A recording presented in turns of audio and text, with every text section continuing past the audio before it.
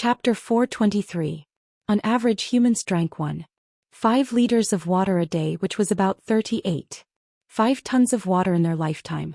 Qin Guang was a person who liked to drink water because he exercised a lot. Drinking water was such a common thing, but he had done it in a different way. He had done it in a different way. He had done it in a different way. He had done it in a different way. Of course, sometimes what awaited him could be a pit. Up to this day, there had been a lot of trouble because he was unprepared when drinking water. For example, the inexplicable pencil sharpening realm, and the even more inexplicable brass fireworks Chilan arm. But there had never been a time when he felt the feeling of his soul leaving his body, and his heart was so flustered. My good sister, my seventh uncle, my eighth aunt, I was just thirsty and wanted to drink a glass of water, but I really didn't expect it to be like this. Who would take precautions when they wanted to drink water, and who would care about what they were doing? As long as they didn't drink water while squatting, wouldn't it be fine if they didn't become the king of anal prolapse? Normal people wouldn't squat and drink water at the same time, okay? Then the problem was, drinking water while doing something shameful with someone, and then entering the cup world. What kind of situation would he face? Qin Guang wasn't worried about this matter in the past. After all, he was an old virgin, a great magic guide, and a single dog that was tortured by those lovey-dovey scum every day. He didn't even have the slightest shyness, so who would be so bored as to worry about entering the world of cups at the right time? At least before today, before it really happened, he absolutely didn't think of it. He did occasionally imagine that one day, as handsome and domineering as he was, sooner or later, he would also get rid of the shameful ranks of the sorcerers, and become a winner in life who no longer needed a small piece of cake and waved goodbye to the 5 girls. After all, with the old man's handsomeness and cheekiness, he couldn't be a bachelor all his life. Sooner or later he would become a master. The person who spent the first night with him must be an earth-shattering beauty. She must have a pair of big watery eyes, and a waist that was more flexible and graceful than a water snake. Her chest couldn't be too small, and she couldn't be too thin because there was no meat. She also couldn't be too fat because there was no fat. She also had a good personality. She had to be able to go to the main hall and the kitchen. She gave me enough face outside, and at home she was able to get along well with me. Most importantly, she had to be a woman. Well, actually, it was fine as long as she was a girl. Today, the day of his dreams had suddenly arrived. Although it was sudden and he was caught off guard, he was still satisfied.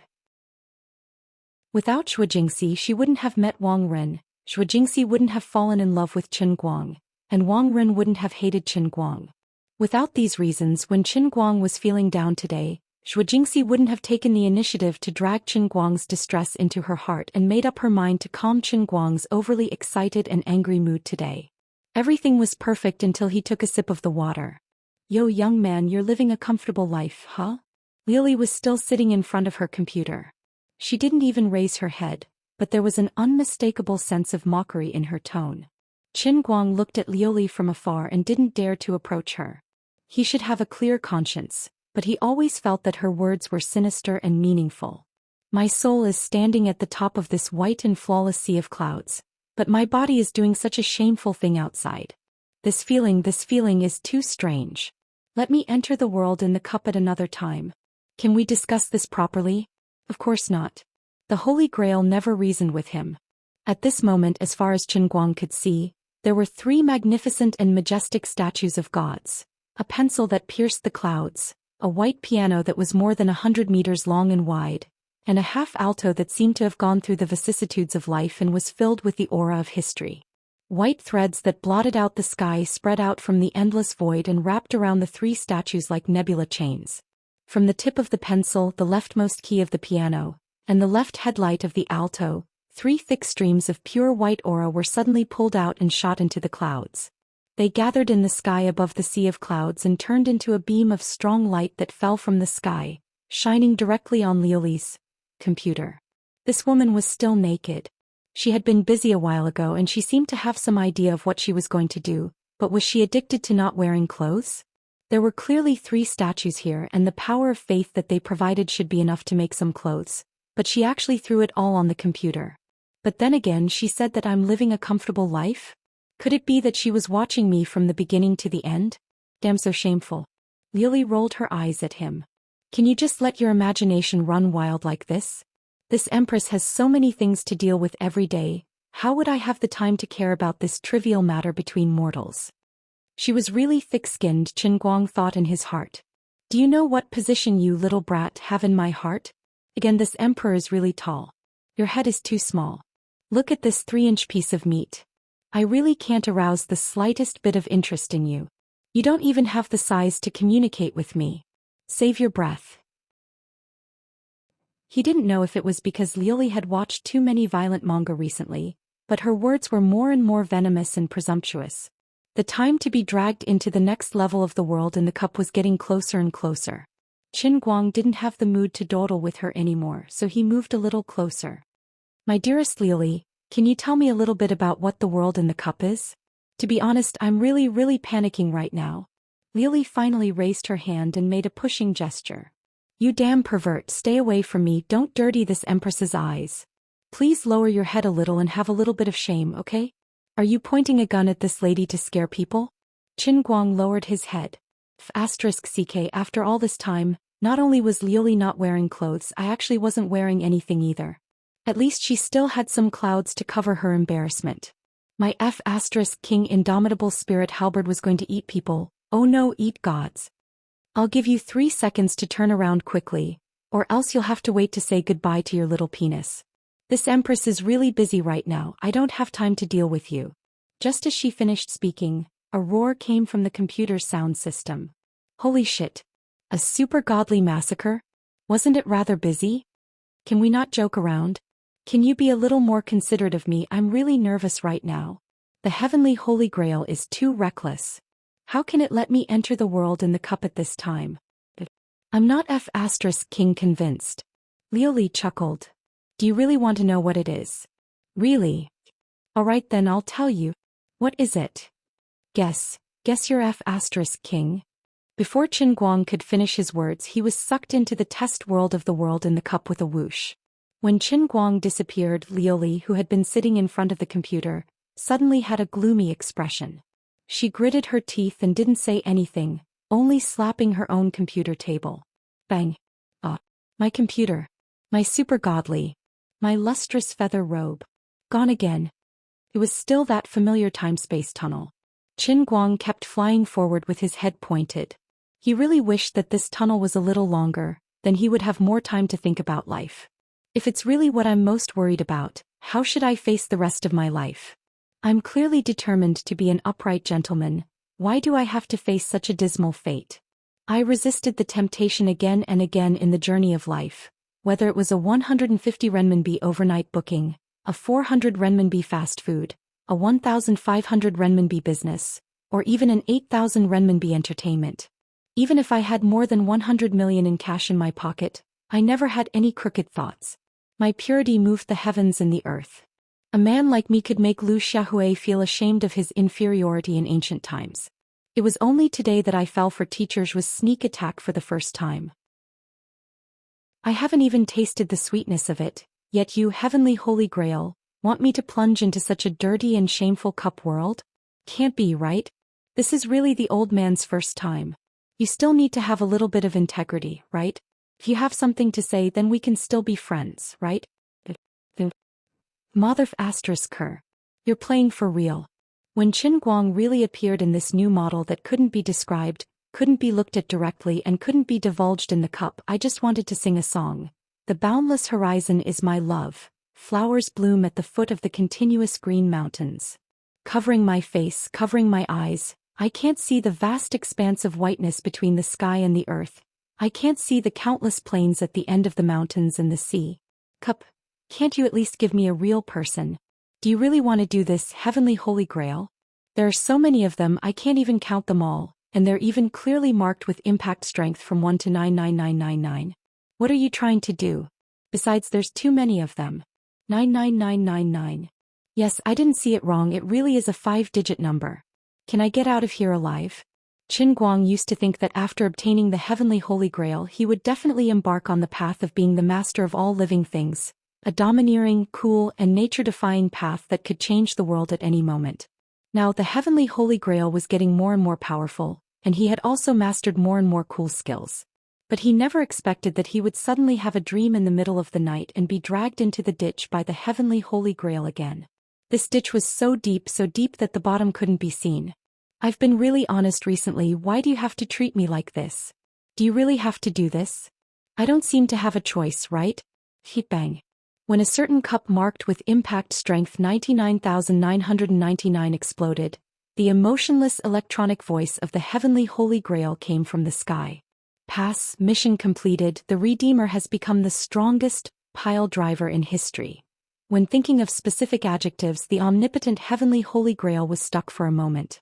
Qin Guang's tears raised the surface of the lake within a radius of several hundred feet by a few meters. That's right, these were really tears and nothing else. After all, this was the world within a cup.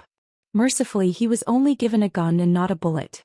Otherwise, he would have died 9,999 times. I don't want this title. I don't want to become the strongest pile driver in history. Chapter 424. He wailed in his heart. Although my body has been tainted, my soul is still upright. The heavenly Holy Grail did not waste any more words with him and sent him back to the sea of clouds in the next instant. After this farewell, when he saw Liuli again, it felt like a lifetime had passed. Qin Guang fell to the ground with a plop and did not want to move. Madame Liuli, my life has been ruined. Liuli, who was painstakingly rebuilding the computer, glared at him. No, your life has just begun. Qin Guang's face turned pale. Is that so? Is this my new life? Am I going to embark on the endless road of a pile driver in the future? Don't. Liuli shook her head again. It's nothing. You'll understand when you get out. Good luck. As soon as she finished speaking, Qin Guang exited the world in the cup. He was still holding the cup in his hand and had not even swallowed the water in his mouth when he felt an indescribable stimulation in his lower body. Unconsciously, it started vibrating at an extremely high frequency. It was no joke. The frequency of the vibration seemed to be 3 times higher than the Qilin arm. Zhou Xian, who was lying on the bed with her back facing him, screamed and fell forward. In an instant there was no sound. Faster thief. Qin Guang thought of the cup that he had exploded in the world in the cup and his heart skipped a beat. Something big had happened. He immediately covered his mouth with his hand to prevent himself from screaming out loud. Oh, no. Curry. Wash the motor. Tigi Sumida. Someone was going to die. He hurriedly lay down to see what was going on and murmured, Sister Jingxi. His heartbeat was also ridiculously fast. Of course, there was no problem with breathing. He pried open her legs and examined them carefully. Fortunately, there was no explosion or blood. It was the normal kind. In short, there was no problem. He could not say more. Qin Guang heaved a long sigh of relief. Thank God, she fell forward too quickly and the kinetic energy had not accumulated to a terrifying level. The temperature did not rise either. It seemed that she was not injured. But why was she foaming at the mouth? He tried to shake her for a minute or two, but there was no movement. Zhou Jingxi showed no signs of waking up at all. When he opened her eyes, it was all white. It was extremely frightening. Qin Guang straightened his body, his face full of confusion. What the F***ck should he do? Who can tell me what to do? Has anyone encountered such a situation before? It was completely impossible. He lowered his head and looked at the spot on the bed that he was facing when he laid down. Damn it, why is there a hole as big as my dick? I didn't even feel it. I was only lying there for 10 seconds. What the hell is this hole? This was the Bai mattress that was famous for its quality. Lowering his head, Qin Guang looked at the thief, who was gradually scared out of his wits, and understood what Luli meant by wishing him luck. Has the old man become a human weapon? Although he knew that the products from the world in a cup would definitely be of the highest quality, but now that he had turned it into a diamond and turned it into the strongest pile driver in the world, it was too strong. Zhou Jingxi did not wake up and Qin Guang's heart was in his throat. He was completely unprepared for this. Forget it, he had to hurry and send her to the hospital. He quickly got up and put on his clothes, then wrapped Zhou Jingxi up and carried her on his back ready to go out. When he opened the bedroom door, a limp body suddenly slumped on the floor. Ah! Before Qin Guang could say anything, the person who fell in first cried out in shock. Qin Guang's face darkened. Lingshan, what are you doing? Fan Lingshan's face immediately turned as red as a ripe apple. No, nothing, I was just passing by. Passing by? I almost believed you. Forget it, I won't talk to you anymore. Stay at home and stay. I'll send Sister Jingxi to the hospital. Fan Lingshan exclaimed, "Oh my god. Brother, you're so fierce? Aren't you just passing by? Kids shouldn't care about adults' matters. I'm leaving." Qin Guang did not want to waste time with Fan Lingshan at this time, so he carried Zhou Jingxi downstairs in a flash. Kids nowadays were really not reserved at all. They could even do something like eavesdropping. Qin Guang had forgotten that he was actually only in his 3rd year and about to enter his 4th year. He was only 2 years ahead of Fan Lingshan. Fortunately, although Zhou Jingxi still did not wake up after going downstairs, her heartbeat and breathing had gradually calmed down. She was only sleeping like a drunkard. Although Qin Guang did not know medicine, seeing that her condition was gradually stabilizing, he felt a little more at ease. That incident just now had really scared him out of his wits. Damn it, if I had known earlier I would have studied medicine. As the owner of the Holy Grail, a man shrouded in the halo of a protagonist, it was not too much to ask that I know medicine, right? At least give me a needle and some random inner force and I'll just poke it into a person's body.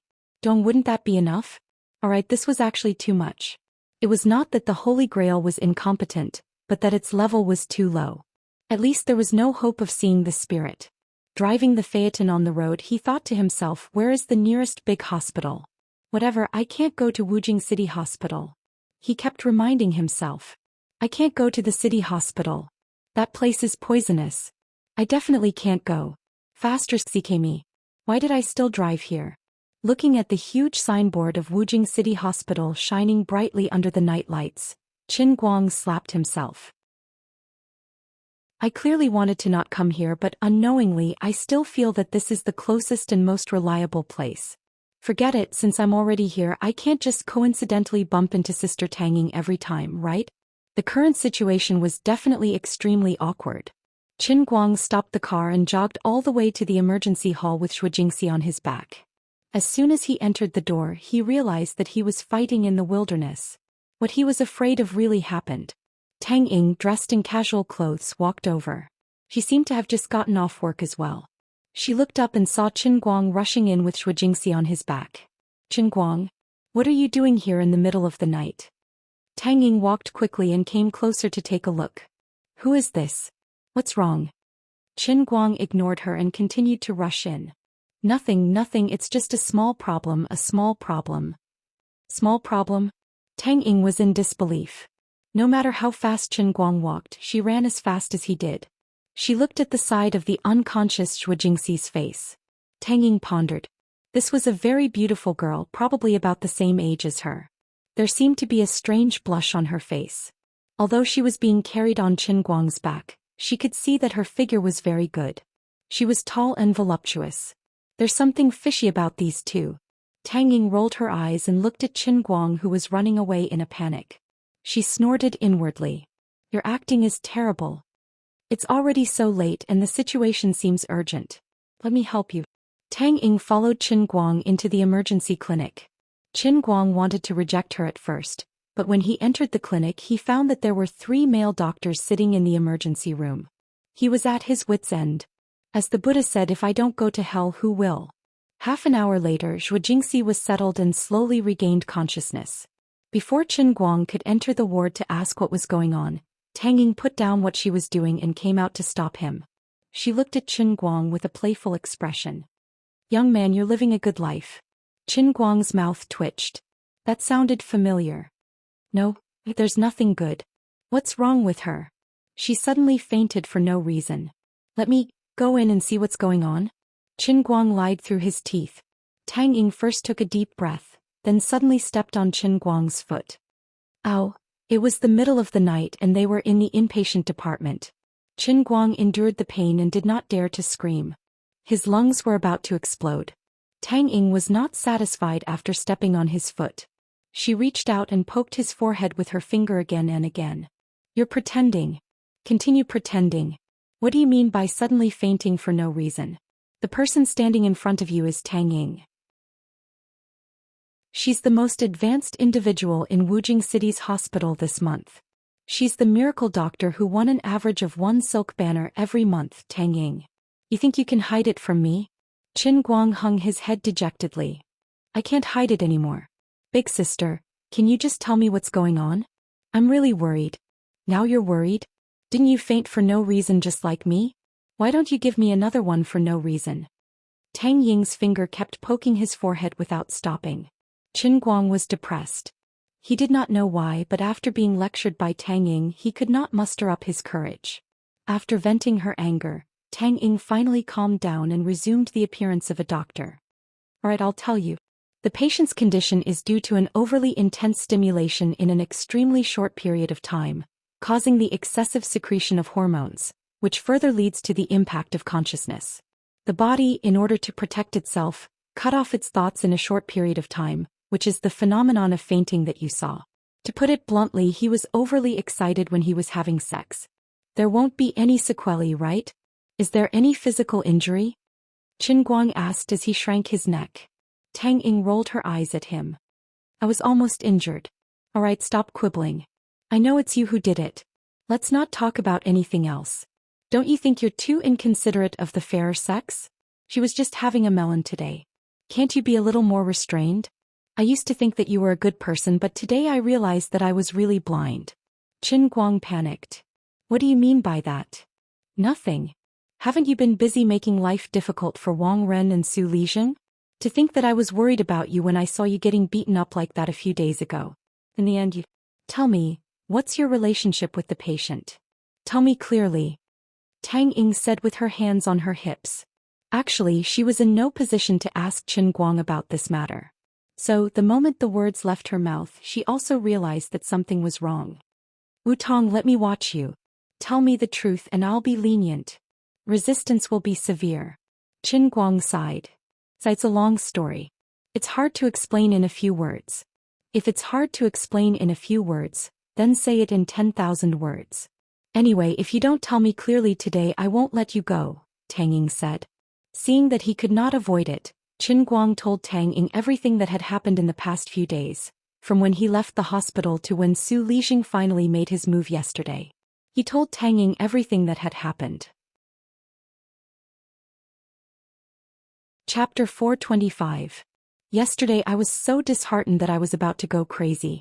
You know that I've killed past Jiu and the other bandits, so I'm really capable. Yesterday I planned to kill Wang Ren by myself. Before Qin Guang could finish, Tang Ying pushed him hard. Are you crazy? Qin Guang's eyes widened. Damn, that sounded familiar. Don't be rash. I don't have that thought anymore. I really don't. He quickly explained. Tang Ying patted her chest. Good. I'll continue. At that time I didn't think it through and blurted it out to teacher Zhou. That's right, she's my class counselor. Actually, that's how my conflict with Wang Ren came about. Qin Guang spoke for about 10 minutes before he clearly explained everything from beginning to end. Tang Ying smacked her lips. In other words, you and Wang Ren had nothing to do with each other, but because of you, teacher Zhou, you became enemies with him. Then, in the middle of the night, your brain short-circuited and you went crazy. You wanted to kill someone, so Zhou Jingxi used this method to stop you, right? Qin Guang nodded. That's right. Fine, she succeeded. It's all my fault. I'm too weak. Sigh. Tang Ying sighed. She didn't know if she should blame Qin Guang for what happened. Zhou Jingxi did nothing wrong. As for Qin Guang, he was actually a hot-blooded, normal boy. He seemed to be a virgin, so it was understandable that he couldn't resist the temptation. No matter who it was understandable that they would be depressed in such a situation. Seeing that Qin Guang was still depressed, Tang Ying comforted him. Don't blame yourself too much. It's not your fault. Relationships between men and women are about mutual consent. Zhou Jingxi is quite pretty, so she must like you too. It's normal that you couldn't resist it. It's really an ill-fated relationship. I don't know what to do now. After messing around for so long, there was finally someone willing to talk to him. With his shoulders slumped, Qin Guang helplessly replied, I never expected that things would turn out like this. What should I do in the future? Bah. Do you think I don't know how happy your little brother is right now? Tang Ying stepped on his foot again. Qin Guang jumped. It's beautiful, but I'm still very confused. Perplexed? Isn't it enough for you to do it once? Why did he do it a second time, and it almost made his soul leave his body? What a green lotus in the pharmacy. How fierce were you at that time? As Tang Ying spoke, she glanced down at Qin Guang's lower body. Her face reddened as she recalled the unspeakable night they had spent together. She thought to herself, that bastard looks quite ferocious. That night I almost broke my hand from exhaustion. Maybe he really is that terrifying. This. Qin Guang sighed again. It's a long story. Where do you get so many things from? It's a long story. Qin Guang lifted his head to look at her. His mind was spinning. What kind of words should I use to tell her that I've become the strongest pile driver in history? Wouldn't this be too sci-fi? Would she think that I'm crazy? I can't tell her about the world in the cup. So what should I say? After doing push-ups with my little penis every day for 3 months, I've become bald and stronger? But I'm not bald. Seeing the constipated expression on his face, Tang Ying suddenly thought of something. Her face paled and she said, could it be? Huh? What? Qin Guang stared at her thinking, what's wrong with your imagination? Why do you look like you've thought of a solution for me? Tang Ying pounced on him, grabbing his shoulders. Could it be that the medicine from last time? Huh? The medicine from last time? At this moment Qin Guang vaguely sensed something. Tang Ying continued, tell me the truth. Did the combination of your father's super mighty tonic soup and the imported medicine from the United States that I got you cause a huge problem? You're really good at imagining things. But this excuse is really great. I was just fretting about how to come up with a story and you've actually thought of this for me. Well then leave the rest to me. Qin Guang felt that his acting skills had never exploded like this before. He turned his head slightly, his face full of melancholy and endless loneliness. That's right, that night was actually just the beginning. It's just that I found it hard to talk about it later, so I didn't want to tell you. I really don't know what kind of changes happened to my body after the 2 medicines were mixed together. But anyway, I mutated. I became very, very strong. Don't pity me, don't pity me. This is my fate and I accept the punishment of fate. I must have done too many wrong things in my previous life, let down too many women, and that's why I have to suffer this kind of torture in this life. I don't blame you and I don't blame my dad. Who knows the secrets of the human body? Who would have thought that the 2 medicines would be so terrifying after being mixed together? Tang Ying sucked in a breath of cold air. She was frightened by Qin Guang's gaze, which was filled with despair. How terrifying is it? Qin Guang thought for a moment. Have you seen the pile driver used in construction? Tang Ying nodded. Yes. Qin Guang shrugged. That's it. I don't believe it. Tang Ying said, raising her voice. Qin Guang curled his lips. It doesn't matter whether you believe it or not. Anyway, it's like this. Alright, let's not talk about it anymore. I'll go see Teacher Zhou. Oh no, Sister Jingxi. After saying that, he left Tang Ying and entered the ward. Zhou Jingxi heard the door open and opened her eyes slightly. She looked at him and smiled. Qin Guang sat by the bedside, so nervous that he didn't know where to put his hands. Sister Jingxi, I'm really sorry. Zhou Jingxi smiled again. Why are you saying sorry to me? Haven't I always been the one taking the initiative? I should be the one saying sorry. I was planning to squeeze all your energy tonight, but I didn't expect myself to be so useless. Qin Guang said, no. It's not your problem. Zhou Jingxi raised her hand tiredly and gently stroked his face. Then she squeezed his hand. This isn't the time to discuss whose problem it is. Anyway, promise me that you won't go looking for Wang Ren, okay? Qin Guang said, okay, I won't go looking for him tonight. It's good. I'm a little sleepy. The doctor told me to have a good rest. Tomorrow morning, the gynecology department will be working. After a checkup, I can go back. I'll sleep first. You go back to school and rest. Don't worry about me, Zhou Jingxi said again and quickly closed her eyes. She was really tired. In less than 10 seconds, she started snoring. Qin Guang sat by the side for a while. Things had happened in a hurry today. Zhou Jingxi wasn't in the intensive care unit and there were other patients in the room.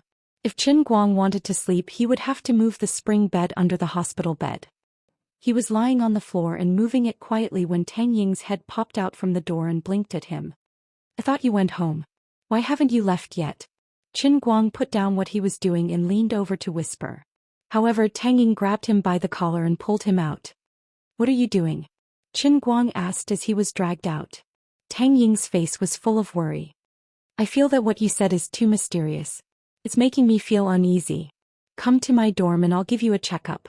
Qin Guang was reluctant. What's there to check? I've really mutated. Mutated. To put it bluntly, it's called superpower. I don't care what the theory is. Anyway, it's already like this. You can't ask me to cut it off and grow a new one, right? Tang Ying spat at him. Tui tui tui. Do you think you're a gecko? Cut it off and you'll grow a new one? The more I think about it, the more I feel that something is wrong. Zhou Xian's symptoms, even the most powerful machine. Alright, don't look at me like that. Even a toy doesn't have this power. I don't believe that you can do it. Don't worry about Zhou Xian. She's just exhausted from the stimulation. She'll be fine when she wakes up tomorrow morning.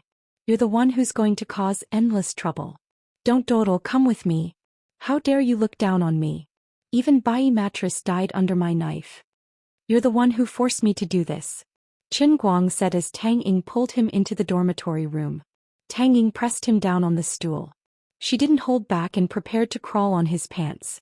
She only felt that if Qin Guang really underwent a mutation as he said, then she wouldn't be able to absolve herself from the blame since she was the one that provided the first batch of the Vitality Recovery Tonic and imported healthcare medicine. Whether it was his identity as Wu Tong's younger brother or her own friend, Tang Ying felt really bad about it. Besides, they were strangers the first time around, and as the saying goes, doctors have the heart of a parent. Tang Ying had no qualms about taking off his pants. However, Qin Guang pushed her hand away. He got up and picked up a useless piece of plywood from the corner of the room. He grinned. No matter how you look at it, this is how it is. It's time to show my true strength. As he spoke, he approached Tang Ying with the plywood in his hand. Tang Ying took a step back, but her back was pressed against the wall. She had nowhere to go. What are you trying to do? Qin Guang grinned again. Sister Tang Ying, it's time to witness a miracle. As he spoke, he moved a little closer and their bodies were almost stuck together. Do me a favor and give me a little stimulation, but I promise I don't have any evil intentions. I just need a little stimulation, that's all. Tang Ying's voice began to tremble. What favor? Qin Guang slowly raised his empty hand and pointed it at Tang Ying's chest. Give me a little stimulation. As he said that, he suddenly covered Tang Ying's chest with his big hand and grabbed it forcefully. Previously at Zhou Xian's house, the second time he didn't really feel the ecstasy as he was scared out of his wits. Now that the dust had settled and his hand was grabbing Tang Ying's perky breasts, the stimulation caused an immediate reaction. Chapter 426. Tang Ying was about to reprimand him for his sudden attack when she saw him suddenly jump back a step and pull down his trousers with one hand. The plywood was placed in front of him, blocking Tang Ying's gaze. Don't. Tang Ying finally guessed what he was going to do. Qin Guang smiled confidently. No, really, don't worry. This is my ability. Please call me a psychic. Come. Witness the miracle of human history. In front of Tang Ying, Qin Guang didn't have any psychological barriers. He even felt that this kind-hearted lady doctor was going against him in this aspect. So he unleashed his power. The strongest pile driver that had experienced 99,999 trials in the cup world was unleashed. Tang Ying covered her eyes in panic. This guy was crazy. Did he want to forcefully break the plywood? Ouch. It hurts. All of a sudden, Qin Guang held onto his crotch. Tang Ying moved her hand away and stared at him. What's wrong? The wood stubble has pierced into the skin. It hurts. 5 minutes later, Tang Ying finally pulled out the small piece of wood with the help of a lamp and tweezers. She then bandaged his wound and knocked him on the head. You're so poor that you can't even show off. Show off. Let's see if you still want to die. Qin Guang looked like he was about to cry. I thought the mattress could break and the plank would be fine, but I really didn't consider the wood stubble. Sigh, no matter what, it seems that you've really mutated. Tang Ying picked up the broken plywood. I really didn't expect it. Really scary. Qin Guang put on his trousers and looked back at her. What should I do for the rest of my life? Don't ask me. I can't do anything about it. Anyway, I don't have the heart to go to Wu Tong and gossip about you. But if Wu Tong finds out about you and Zhou Xian, don't expect me to help you ask her for mercy. I have no right to care about you and Teacher Zhou. As for you and Sister Wu Tong, as a good sister, I can't do anything about it either. What kind of sin have you committed? Say. Anyway, good luck to you. No. You're the main culprit. Speaking of which, my blood is boiling again. I want to kill someone again. Qin Guang chuckled. Tang Ying stepped on his foot for the third time. She glared at him with coquettish eyes. As if it's not enough for you to mess with your counselor, how dare you try to mess with me? Do you think I won't cut it off while you're asleep? As you know, I'm very good at surgery. I guarantee that it'll be painless. Once you wake up, you'll be in peace. I won't dare. Qin Guang broke into a run and returned to the ward. He obediently moved out the spring bed and slept until dawn. Before he fell asleep, he was also puzzled. He did not know how other boys felt after their first time in their lives, but why did it feel so strange when it happened to him? There was no sense of transformation at all. It was all the fault of the world in a cup. I've just experienced the joys of human relationships, and you want me to become a super pile driver? What an animal. Before he fell asleep, he silently looked at Zhou Jingxi's bed. When will Xianxia fully recover? Next time I'll take a rope and tie my waist to the board. That should be able to reduce the impact, right? In the middle of the night, a loud noise came from the ward. Qin Guang crawled up from the ground, his face covered in dirt. What the hell? What just happened? He first looked at his hand, then at the huge tent on his crotch. He instantly understood. It was the same familiar rhythm from before. It was supposed to be a dream without a trace, but this time the Qilin's arm collided with the diamond drill. The ultra-strong vibration of the same frequency shook off the screws on the spring bed, and the bed fell apart. Zhou Jingxi stretched out her body from the bed in a daze. The other patients also panicked and turned on the lights to see what was going on. It was as if there was an earthquake. The nurse on patrol rushed in as if the whole building was alarmed. Facing the nurse's questioning gaze, Qin Guang was the first to complain. The quality of your bed is terrible. The next morning, after accompanying Zhou Jingxi to the OB/GYN department for a checkup, and after confirming that there were no sequelae, Qin Guang finally dragged Zhou Jingxi home. He could not forget the way the OB/GYN auntie looked at him and what she said. Young man, don't be like this. Treat your wife better. You're really too sigh. The auntie sounded like she wanted to lecture Qin Guang, but in the end she could not bring herself to say it. Instead she turned to Zhou Jingxi and said, "It's okay for you young people to have a deep relationship, but you really have to take care of your health. Xiao Tang specifically asked me this morning and I don't have any good ideas for you too. I've thought about it and I only have one suggestion. Xiao Zhui, you have to exercise more. Yes, exercise more or else you'll have to come again next time." Zhou Jingxi was so embarrassed that she could not even lift her head.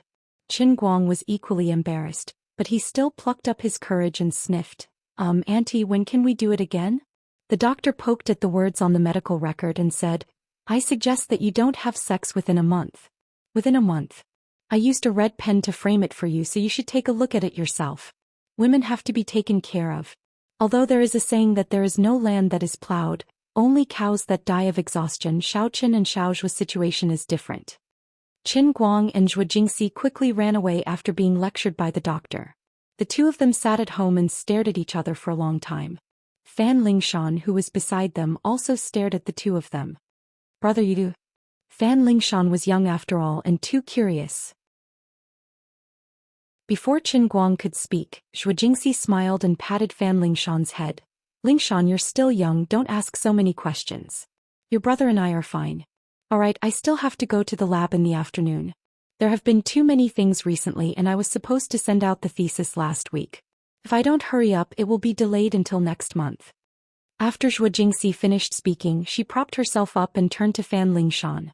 "Lingshan, haven't you been quite interested in the laboratory recently? Come with me."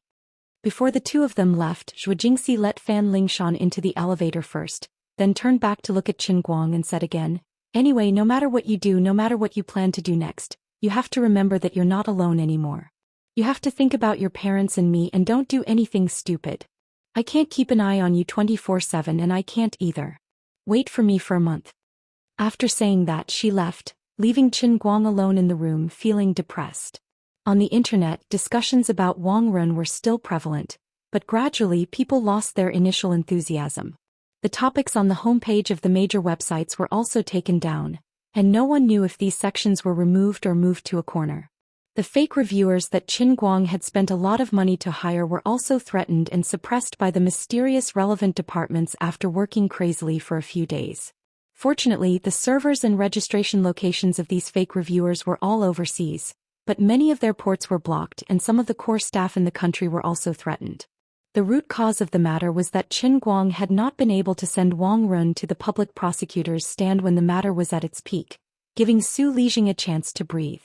Qin Guang knew that if he really let this matter die down, what awaited him Zhou Xian and the others was very likely to be Su Lixing's continuous revenge. Even though he had the death exemption token given to him by Jin Shiyue, no matter how he thought about it, he still felt uncomfortable. Was this really the only way? Why don't I just throw caution to the wind and reveal my true face? Let the world know that I, Qin Guang, am an omnipotent Superman, and personally go up against Su Lixing's influence? Before Jin Shiyue posted those 2 Weibo posts, this might have been a good idea, but now, no matter how much courage he had, he really didn't dare to stand out like this. Looking at the comments of the crazy fans under Jin Shiyue's Weibo, some of them said things that even made Qin Guang's hair stand on end. They even said things like bringing gasoline with them and dying together with that Qin guy. It was not impossible for something like this to happen to a fanatical fan. But I can't accept it. Right now, the heavy bomb in his hands was the last video of the young nurse that had not been released. It was different from the video of the boy being beaten up. At that time, the boy was in trouble and there were many accomplices around Wang Ren. They all said that the law did not punish the masses. On the other hand, the boy did not die on the spot and there was someone who could take the blame.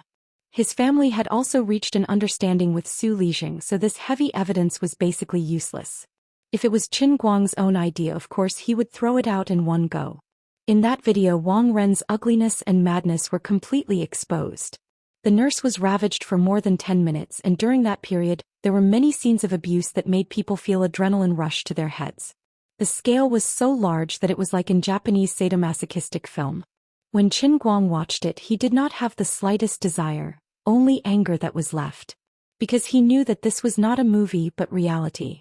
Unfortunately, the nurse still refused to stand out. She couldn't blame anyone for this since it was the darkest stain in her life. She couldn't face her painful past, nor did she want to recall it. She chose to cherish her current life and family, and Qin Guang had no reason to blame her. Qin Guang stood in front of the car window and looked at his phaeton. Thinking of the iron box in the trunk, he felt very disappointed. Did he really have to give up? Suddenly his phone rang. He picked it up and saw that it was Guoming calling. Uncle Guo, what's the progress? Is there any law firm willing to accept the offer? Qin Guang quickly asked as soon as he picked up the call. Guoming had been running around for the past 2 days. Unexpectedly, Guoming's voice sounded particularly panicked. It's not like this. Qin Guang, I am now in the women's toilet next to the airport's second exit hall. Come here quickly. It's urgent. In the women's toilet? Qin Guang did not react immediately. Chapter 427. Guoming continued, it's hard to explain in a few words. Anyway, Nurse Ling is here by plane. She's badly injured and there are people looking for her everywhere. If you don't hurry over, I'm afraid you won't be able to see me and Nurse Ling tomorrow. The Nurse Ling that Guoming was talking about was the tragic victim. What? Qin Guang turned around and walked out the door without hesitation. Uncle Guo, don't worry. Hide well and wait for me. It took Qin Guang less than 20 minutes to get to the airport. After all, the airport was very close to Gokyo University.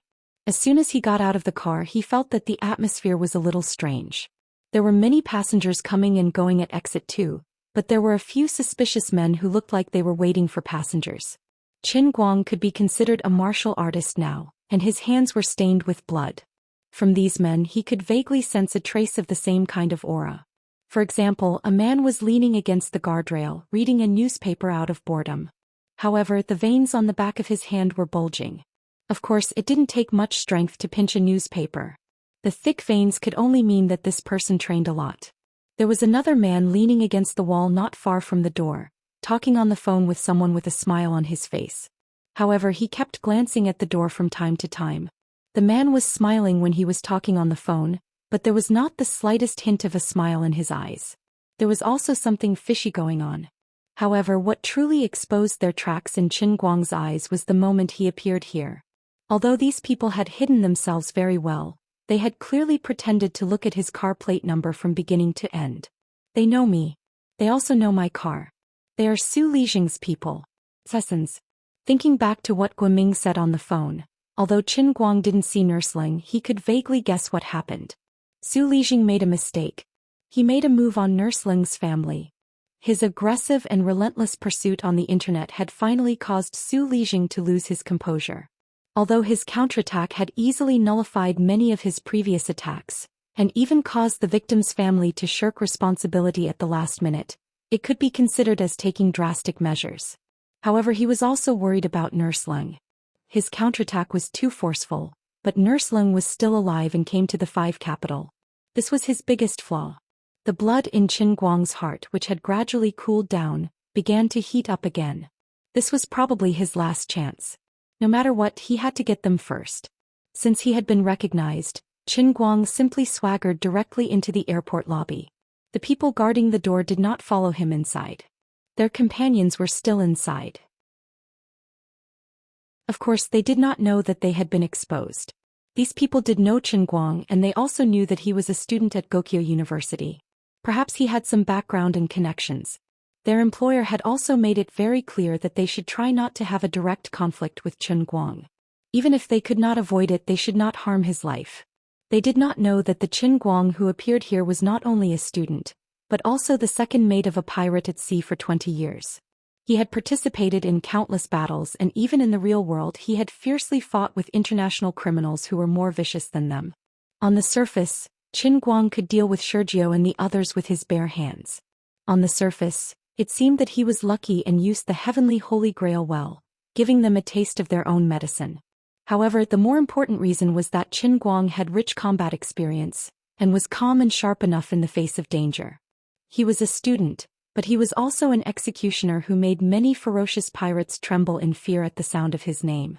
It was just that after leaving the Sea of Moments, he gradually hid the blood in his body in the peaceful real world. Qin Guang did not directly go to the women's toilet where Guoming was hiding. Instead, he wandered around in boredom. His actions seemed useless, but he was constantly probing for possible enemies in the lobby. These people who were hired by Su Lijing knew Qin Guang, which became their weakness. When a person looked at someone they knew and someone they did not know, there would be differences in the way they looked and the minute movements of their body. Even if these people hidden in the crowd were subconsciously hiding their abnormalities, the more they tried to hide, the easier it was for Qin Guang to see through their identities. About 15 minutes later, Qin Guang saw through all the suspicious people in the lobby. He was sure of 2 things. First, there were 3 people loitering in the hall and 4 people outside the door. There were 7 people in total, which was the capacity of a 7-seater MPV. If he guessed correctly, their car should be the Buick MPV parked 3 spaces away from his Phaeton. Second, they should not have colluded with the airport's security system, so they had to go through the scanner when they entered the door. They should not have brought firearms with them. Suddenly, Qin Guang's phone rang again. He picked it up and saw that it was a text message from Guoming. "Where are you? How much longer? We've been in the toilet cubicle for too long. The airport staff are starting to get suspicious. Someone just saw my shoes from below. We can't hide any longer." Qin Guang looked up and saw a female airport staff walking out of the toilet door where Guoming and Nursling were hiding. She waved at them and 3 or 4 other female staff walked over quickly. The other 3 people wandering in the lobby also noticed the abnormality. They no longer paid attention to Qin Guang, but moved in the direction of the toilet. There was no time to hesitate. Seeing that he could not hide anymore, Qin Guang simply ran in the lobby. He did not care about shocking the public and rushed straight to the women's toilet. Qin Guang's sudden outburst made those suspicious people who wanted to quietly approach the toilet unable to react. When they wanted to speed up, Qin Guang had already rushed to the door of the women's toilet. The airport staff were shocked by Qin Guang's movement. They had received a report from the public that there was a pervert hiding in the women's toilet. They were planning to arrest him. Could it be that the pervert secretly had an accomplice? "Young man. What are you doing? Stop. This is the women's toilet." One of the strong airport policewomen opened her arms to stop Qin Guang. Qin Guang only said, "I'm sorry, the situation is urgent. I will apologize another day." After that, Qin Guang reached out and grabbed the policewoman's outstretched hand. He then pulled her to the side and rushed into the women's toilet. When he pushed the door open, the people who were waiting in line to go to the toilet suddenly screamed. Qin Guang covered his eyes and walked forward. He said, "Everyone, don't panic. I'm sorry, I'm not a hooligan. I have an urgent matter." "If it's an urgent matter, go to the men's toilet." A courageous female comrade with a strong sense of justice pulled up her pants.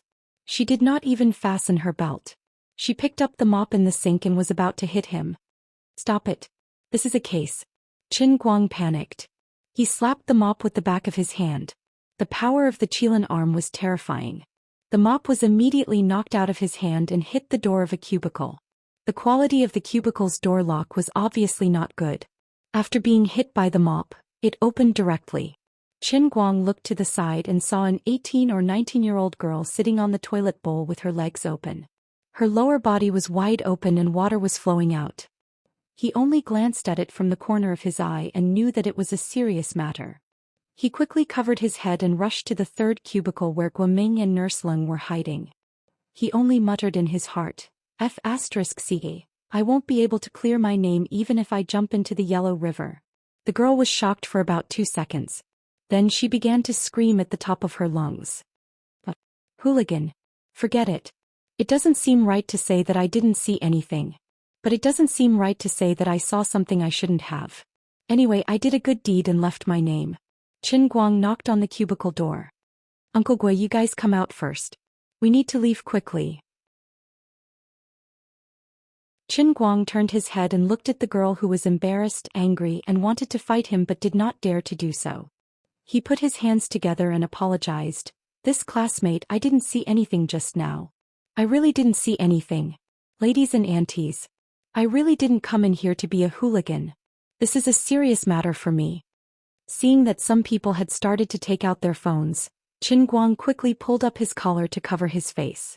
He shouted in a hooligan tone, "If you guys are really angry, come to my school and beat me up. What I'm doing right now is a matter of life and death. I by fan will never change my name or my surname. I'll bear the consequences even if it's a big crime. You guys can come and find trouble with me in the future. But please don't give me more trouble now. Please understand me. Unless it's absolutely necessary, I, the good student of Gokyo University by fan, will not be so shameless as to barge into the women's toilet." All of this took a long time to describe, but in fact it only took dozens of seconds. The people in the toilet retreated one after another, and the airport policewoman and 2 male police officers followed them in. The people who were still in the women's toilet were the girl who was at a loss, the lady who was waving the mop, and a fashionable white-collared worker who was taking pictures with his phone. "By fan from Gokyo University? Forget it. Don't be a hooligan here. Whatever you want, talk to us at the airport police station." Seeing that things were getting out of hand, the cubicle door that was hiding Guoming and Nurse Leng finally opened. The first to walk out was not Guoming but Nurse Leng. Qin Guang turned to look at Nurse Leng and was stunned. What the hell is going on? Qin Guang had seen Nurse Leng before, whether it was her miserable state in the video, her youthful and gorgeous work photos when she was working in school, or the photos of her happy life when she was living in Denghai. Even though she was now a wife and had a 3-year-old son, according to Guoming's description, she should still be a beautiful and hot mother. When she was in school, she could be called a flower in the school hospital, beautiful and moving. Otherwise, Wang Ren would not have acted like a beast in front of her. But look at her now. Chapter 428. Half of her head was wrapped in a thick gauze, covering one of her eyes. There were still bloodstains on her forehead and there was a horrible wound on her face. One could even see the centipede-like thread that had just been sewn on it. She squinted her eyes and looked at Qin Guang with a lifeless gaze. She was only wearing a thin white singlet and thick bandages extended from her waist up, wrapping around her shoulders. One of her hands was holding onto a walking stick and half of her right leg under the walking stick was gone. The bandages were densely covered in blood. The moment she saw Qin Guang, a burning light flashed in her eyes. They were filled with ecstasy and excitement. "You're finally here to pick us up." She clenched the cane in her hand, and her other hand subconsciously reached out to shake Qin Guang's hand. When it was in midair, she sheepishly retracted her hand. "I'm sorry, I don't have this hand anymore." Nurse Leng's current tragic state not only scared Qin Guang, but also the excited women in the private room. They covered their mouths and the sensitive little girl's eyes reddened. Tragic, this is really tragic. The airport police officers standing at the door were also silent. What kind of fate did this woman suffer to appear in the airport in such a state? I'm sorry, I just had my arm amputated the day before yesterday. I look a little scary now. Nurse Lung was calmer than everyone else. She did not avoid the others but looked straight at Qin Guang. I thought your surname was Qin, but I didn't expect you to be Mr. Bai. Is Mr. Qin waiting for us outside? Before Nurse Lung could finish her words, her expression changed again. She said to Guoming next to her, Director Gua, help me open the bag. The wound on my left hand is bleeding again. Guoming, who had been standing behind her, hurriedly opened the bag and placed it in front of Nurse Lung. Under everyone's confused and frightened gazes, she leaned against the wall and used her remaining right hand to remove the bandage on her left hand, revealing her left hand without a palm and only half a wrist. She then took out the medicinal powder inside and sprinkled it on the wound on her wrist to slightly stop the bleeding. Then she swiftly wrapped the bandage again. From the beginning to the end she did not blink once, nor did she frown once. She only used her right hand and her movements were swift and professional. Miss Ling, actually you don't need to be in such a hurry to come here. What's going on? You should recuperate first. Qin Guang couldn't help but ask while Nurse Lung was bandaging her wound. She raised her eyes slightly, and there was endless self-blame and pain in her eyes. No, actually, I should have come here a long time ago. This is also my last chance. If I can't leave Denghai this time, I'm afraid I'll have to go down to accompany my husband and son. The crowd and the airport police officers who were listening and watching the situation had their eyelids twitching wildly. What exactly happened that made this woman, who had just experienced a catastrophe and had an amputated hand and foot, grit her teeth and fly from Denghai to Wujing? What a frightening willpower it took. We seem to have gotten ourselves involved in some serious matter. Nurse Lung had just finished bandaging when the airport police chief arrived late. Until now the three people outside had not moved. There were many people in this place and they were also somewhat afraid. The airport police chief had met Qin Guang once before, when they were dealing with the international bandits from Shurjiao. Qin Guang did not recognize him, but he recognized Qin Guang. He knew that this was Wu Shan's favorite, so he took the initiative to step forward and help to contact 120 to take Nurse Lung to the hospital. Qin Guang thought for a while and decided not to let Nurse Lung out of his sight. He declined the chief's good intentions and planned to take her directly to Wujing City Hospital. Now he trusted that place. Nurse Lung's face was extremely pale. She was also full of vigilance. She could not trust anyone, especially the police. She also gritted her teeth and refused to accept the arrangements of the airport police station. Qin Guang sent the naked girl out of the women's restroom and decisively sold Bai Nyangzi's name and phone number.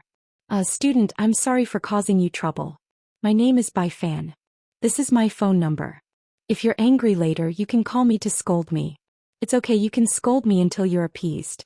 I can swear to God that I really didn't see anything just now. The girl was a little unwilling, but she was touched by his sincere look. You really didn't see anything? I swear. If I saw something I shouldn't have seen, I'll dig out my own eyes and break my own arms. All right, I believe you. The girl finally left. The chief asked the white-collared woman who took the video to delete the video before letting her go.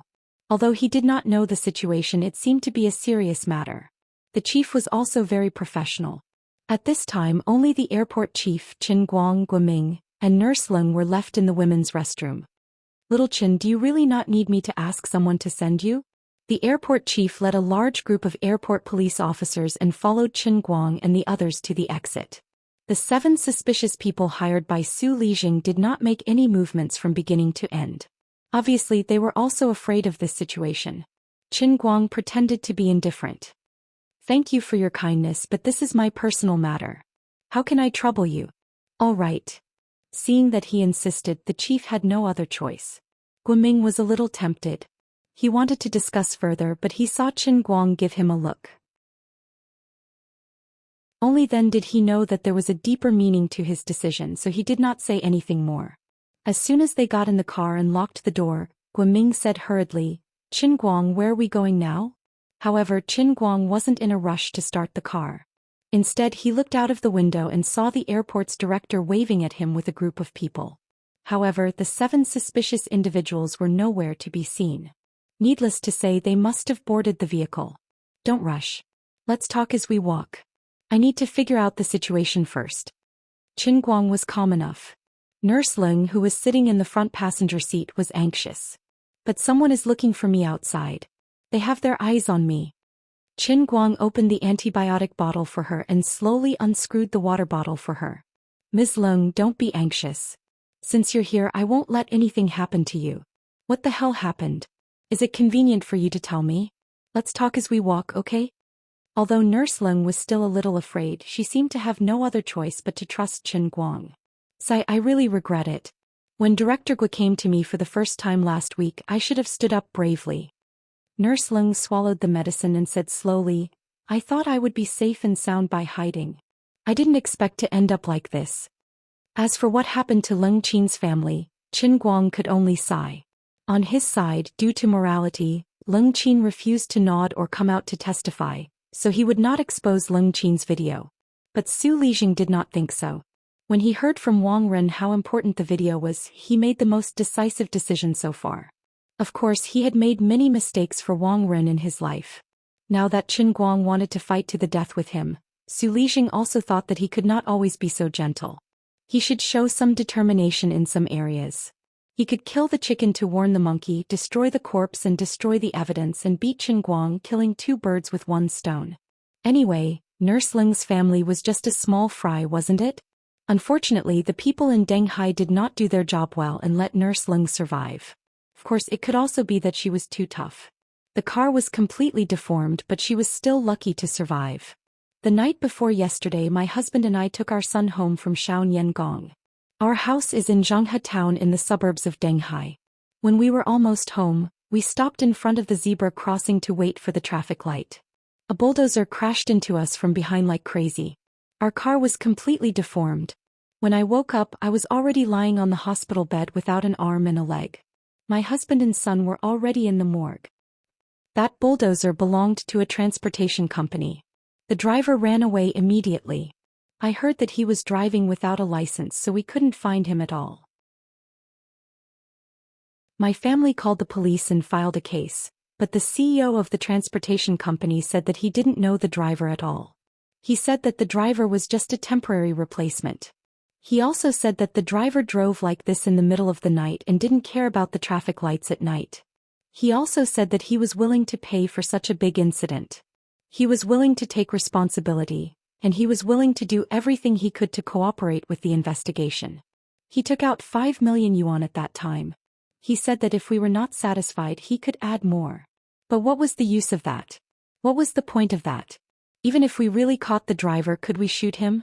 Could we shoot the CEO of the transportation company? I don't want money at all. I just want revenge. Last night I wanted to watch the surveillance, but they wouldn't let me. I felt that something wasn't right, so I kept thinking about it in my head.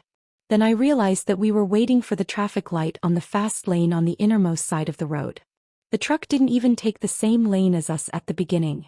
He purposely changed paths to come here. This wasn't a traffic accident caused by running a red light. This was a murder under the guise of a traffic accident.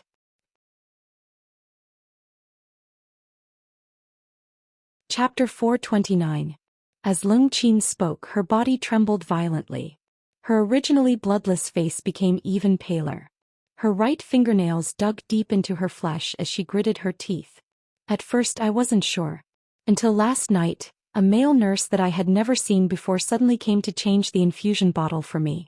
If I wasn't a medical student and worked in the hospital, I would have recognized him and realized that the color of the medicine wasn't right. I almost died. Later, when I shouted for help, the other people in the hospital came. The male nurse ran out of sight. I asked my colleagues who the man was, but none of them could answer. They didn't know him. So, I was sure that Suli was trying to silence me. So, early this morning, I secretly begged my classmates in the hospital to make a fake discharge certificate for me. Then I bought a plane ticket and came to Wujing alone. I was going to look for Director Guo myself, but when I got off the plane, I heard from my classmates that a group of doctors suddenly came this morning and said that they wanted to transfer me to another hospital. Seeing that I wasn't there, they left without saying anything.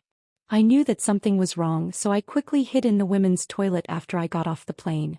Later, Director Gua came, but by that time he had already noticed that there were a lot of sneaky people outside. He had no choice but to call Mr. Chen over. After listening to Leng Qin, Qin Guang could only squeeze out one sentence: "My condolences." Leng Qin wiped her tears. "There's nothing to be sad about. I've already shed all the tears and blood that I should have shed. All I want now is revenge. Mr. Chen, I beg you. Don't beg me, this is what I've always wanted to do, Sai. It's all my fault. If I hadn't been so lucky, if I had cooperated with you to sue Wang Ren, this wouldn't have happened. This is all retribution." As Leng Qin spoke, her remaining eye turned red again. But before Qin Guang and Guoming could persuade her, she waved her hand. "Forget it, what's the use of regretting? I have to be strong. Before I kill Wang and Su, I can't shed another tear. I have nothing now. My husband is dead and my son is dead. All I have left is a debt of blood for blood." Leng Qin's strength was beyond imagination. Of course, this was the strength that came from the grief of losing everything. It was this kind of strength that allowed her to escape from the Sea of Ascension alone after realizing that something was wrong. Although he did not see it with his own eyes, Qin Guang could roughly imagine the state of mind of a crippled and weak woman like her when she escaped in a situation where danger lurked in every corner. He could imagine how terrified and desperate she must have been. She was missing a hand, a broken leg, and a blind eye. It had only been 3 days since the amputation. She should have been lying on the hospital bed, unable to move. Her body was in constant pain and there was a risk of infection at any time. After severe blood loss, she should have been dizzy and could collapse at any time. However, she managed to survive and escape. Her face was pale, but her thoughts were clear. Only unforgettable hatred could give her such strong willpower. She had luckily escaped from the crushed car and struggled to stand up again from hell. Her whole body was burning with the flame of revenge. From a gentle and weak woman, she had become an armored warrior. With endless anger, she had come to the 5 capital. She was the biggest flaw that Su Lijing had sold to him. He was not allowed to kill Wang Ren, and he could not bring Wang Ren to court using conventional methods. Before Leng Qin's accident, Qin Guang was indeed at his wits' end. However, after receiving Leng Qin, Qin Guang finally found a breakthrough. Qin Guang's breathing gradually quickened. He turned to look at Leng Qin. "I will help you." Leng Qin turned to look at the side of Qin Guang's face. The centipede-like wound was slightly curved. She also turned her face to look straight ahead. "Thank you for giving me this opportunity." Her tone was flat. Her eyes were slightly closed and her spirit was a little dispirited. She was no longer the poor woman who had been filmed being abused, nor was she a happy housewife.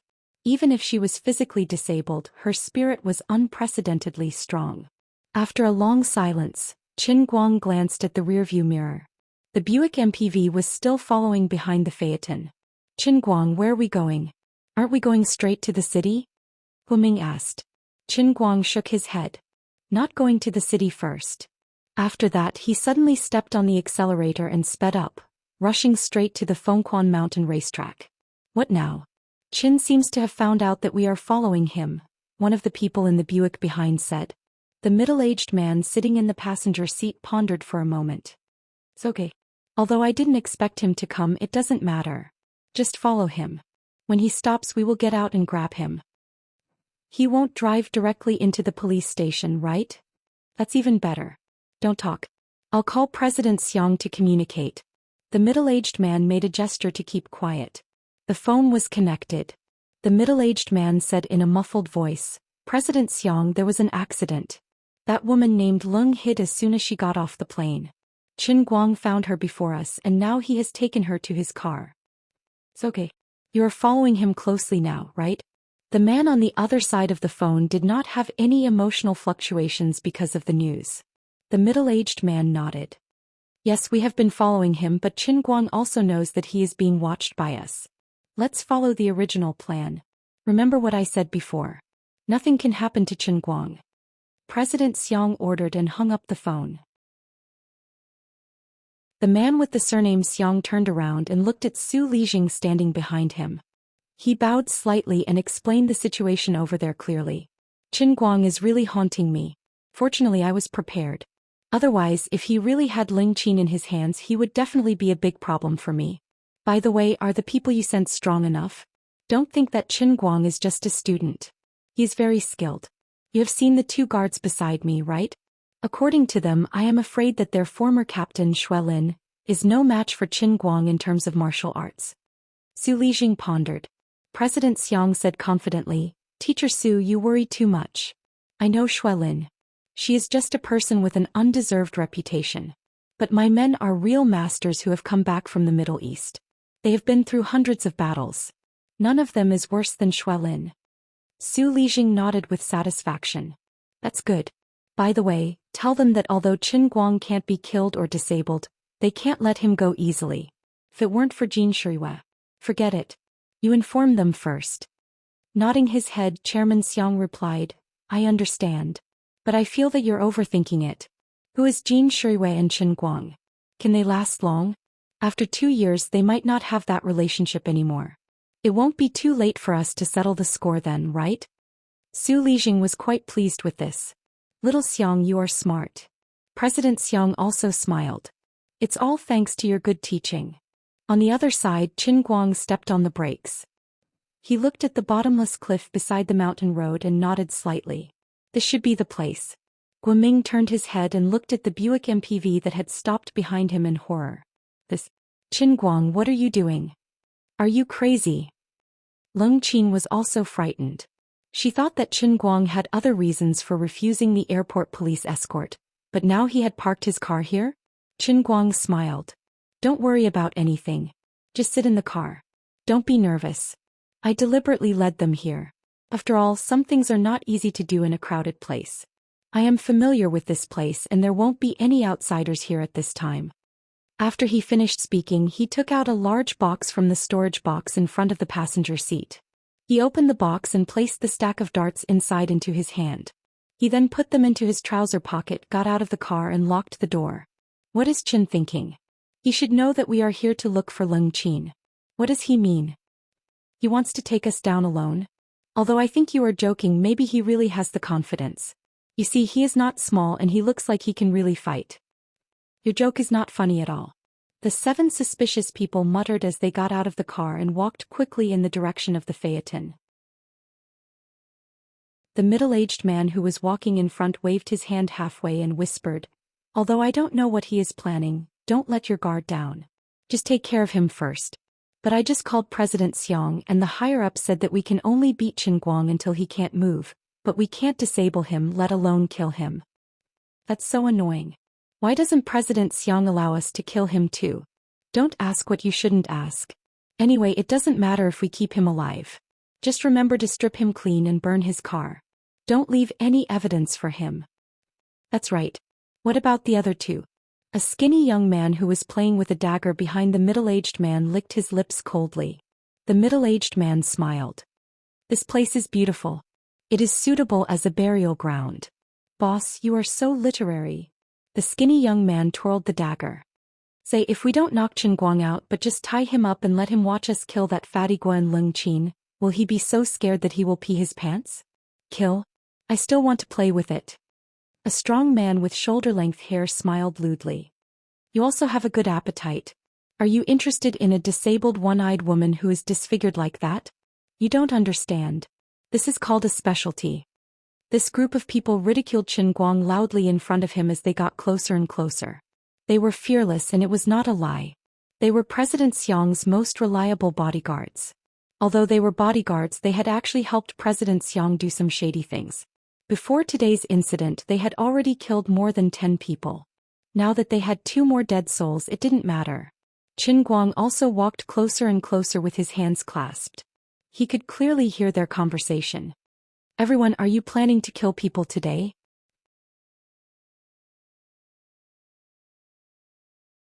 Chapter 430. The middle-aged man stood proudly in front of Qin Guang. I'm not interested in talking to you, but I'm in a good mood now, so I can tell you the truth. We're going to kill people, but you're lucky. You won't die. Qin Guang nodded. Oh, I understand. What do you understand? Do you think we're joking? The middle-aged man really couldn't bear to see Qin Guang's calm look at this time. As he spoke, he pulled out a long knife from behind. Do you know how many people have died under my knife? Boy, I'm not one of those hooligans. We're really going to kill people. The skinny young man who was playing with a dagger walked to the front. Boss, your knife is too long. What if you kill the young master? Let me do it. Skinny, you can't use a dagger, let me do it. A strong man who had been standing behind the crowd stepped out with a grim smile. Aren't you ashamed? Other kids are barehanded. As adults, how can we use knives and guns? I'll put them down and you guys go and kill the 2 people in the car. It'll save us a lot of trouble. Qin Guang just looked at this group of people who were pretending to be cool, but the smile on his face was getting wider and wider. He went up to the strong man. The others completely ignored him and planned to go directly to the phaeton. In the phaeton, Guoming and Leng Qin were stunned to see this scene. Guoming covered his eyes in despair. What is he going to do? Leng Qin shook her head in pain. I don't know either. Guoming started the car again. I might as well rush out and kill them. Don't. Director Guo, don't. Do you see the short man hiding in the back? He has a gun. Leng Qin, who only had one eye left, was more observant than Guoming. The next moment the two of them saw a scene that they would never forget in their lives.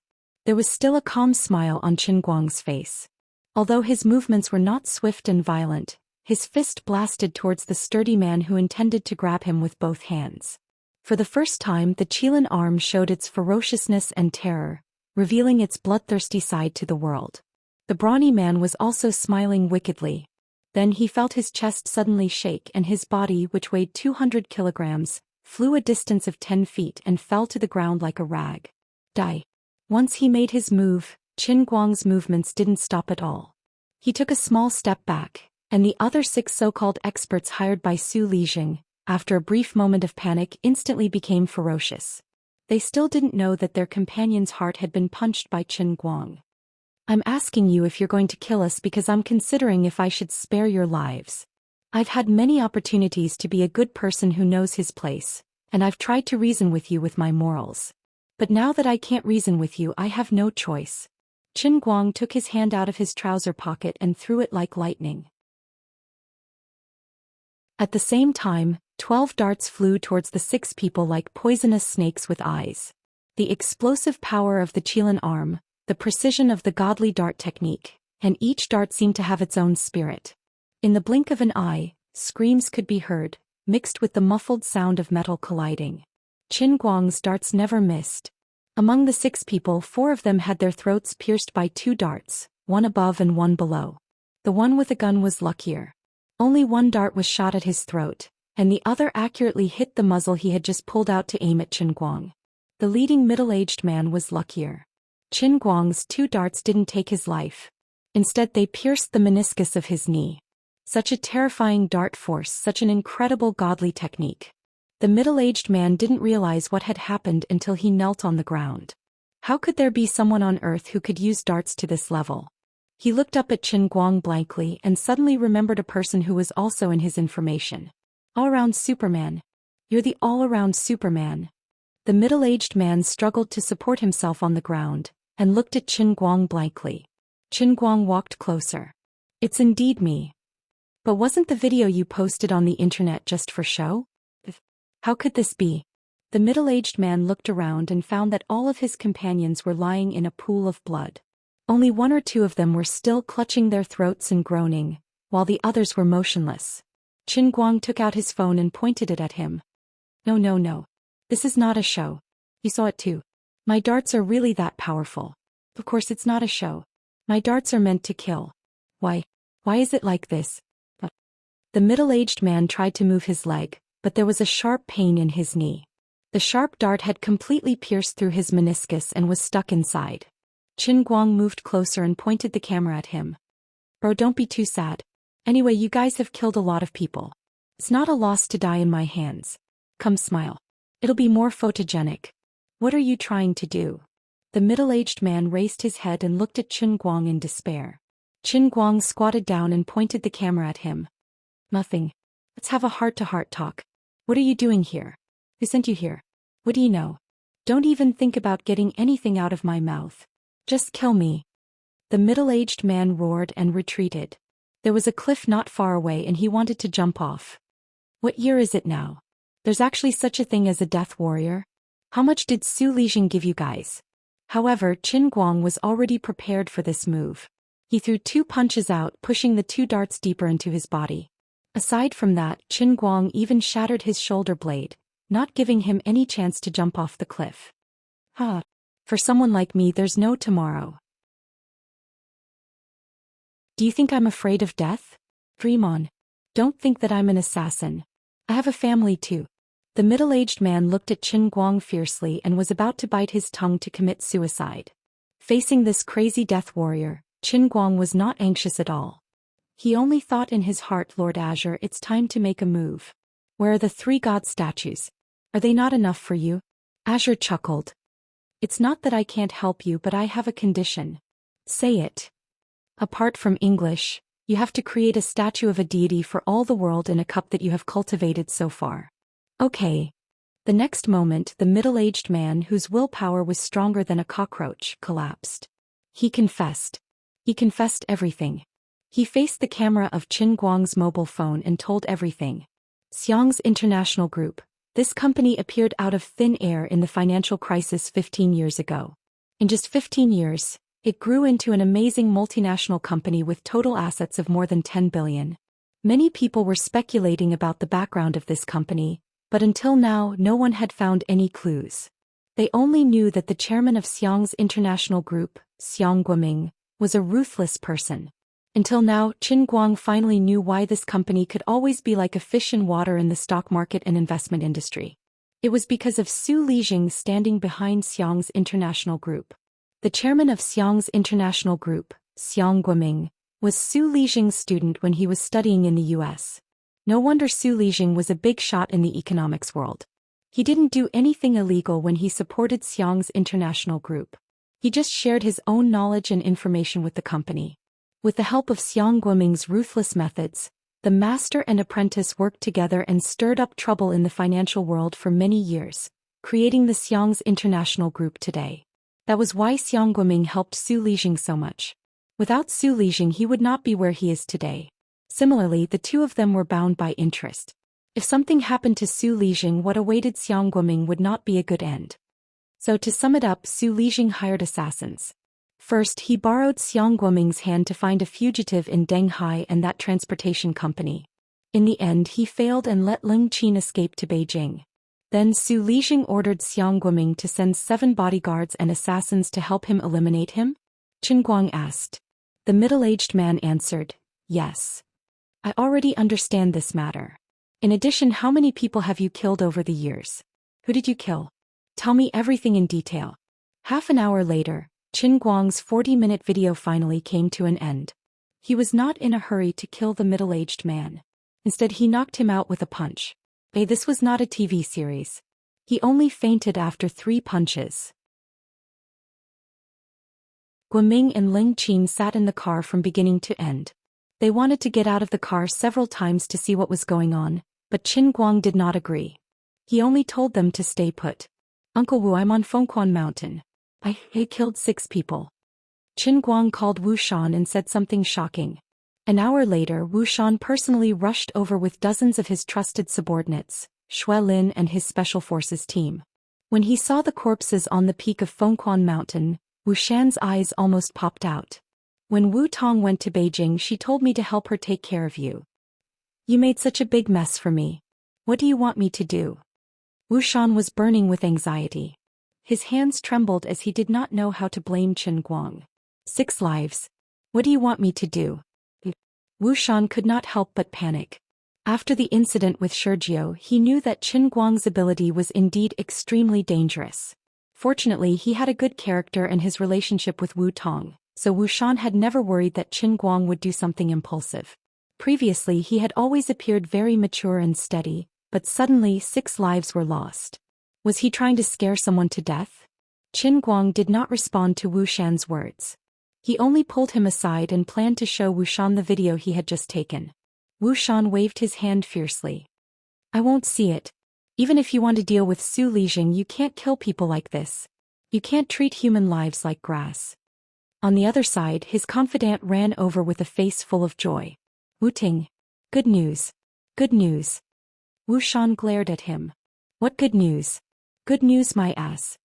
The confidant took out a tablet and pulled up the internal files. He pointed at the 6 corpses that were placed together and said one by one, "This is Han Yong, an A-level wanted criminal. In 2003, he cruelly killed Ike Raymond's family of 7 in Wulin County of Blue Sea Province. This strong man is called Daoist, an A-level wanted criminal. 2007. Wu Ting, these 7 people are all fugitives. Great credit. Brother Qin Guang has done a great job." Wu Xian's confidant was so excited that his face was glowing.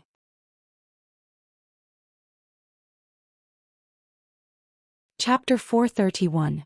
Wu Xian turned to look at Qin Guang in astonishment. "You knew before you took action?" Qin Guang shrugged. "I didn't know, but they were hired by Su Lijing to kill me. I'm not Buddha. I can't just let them kill me, can I?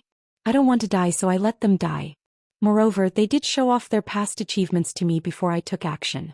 I saw that they wanted to die and it was worth it, so I showed them mercy. Alright, Uncle Wu, you should take a look at this video.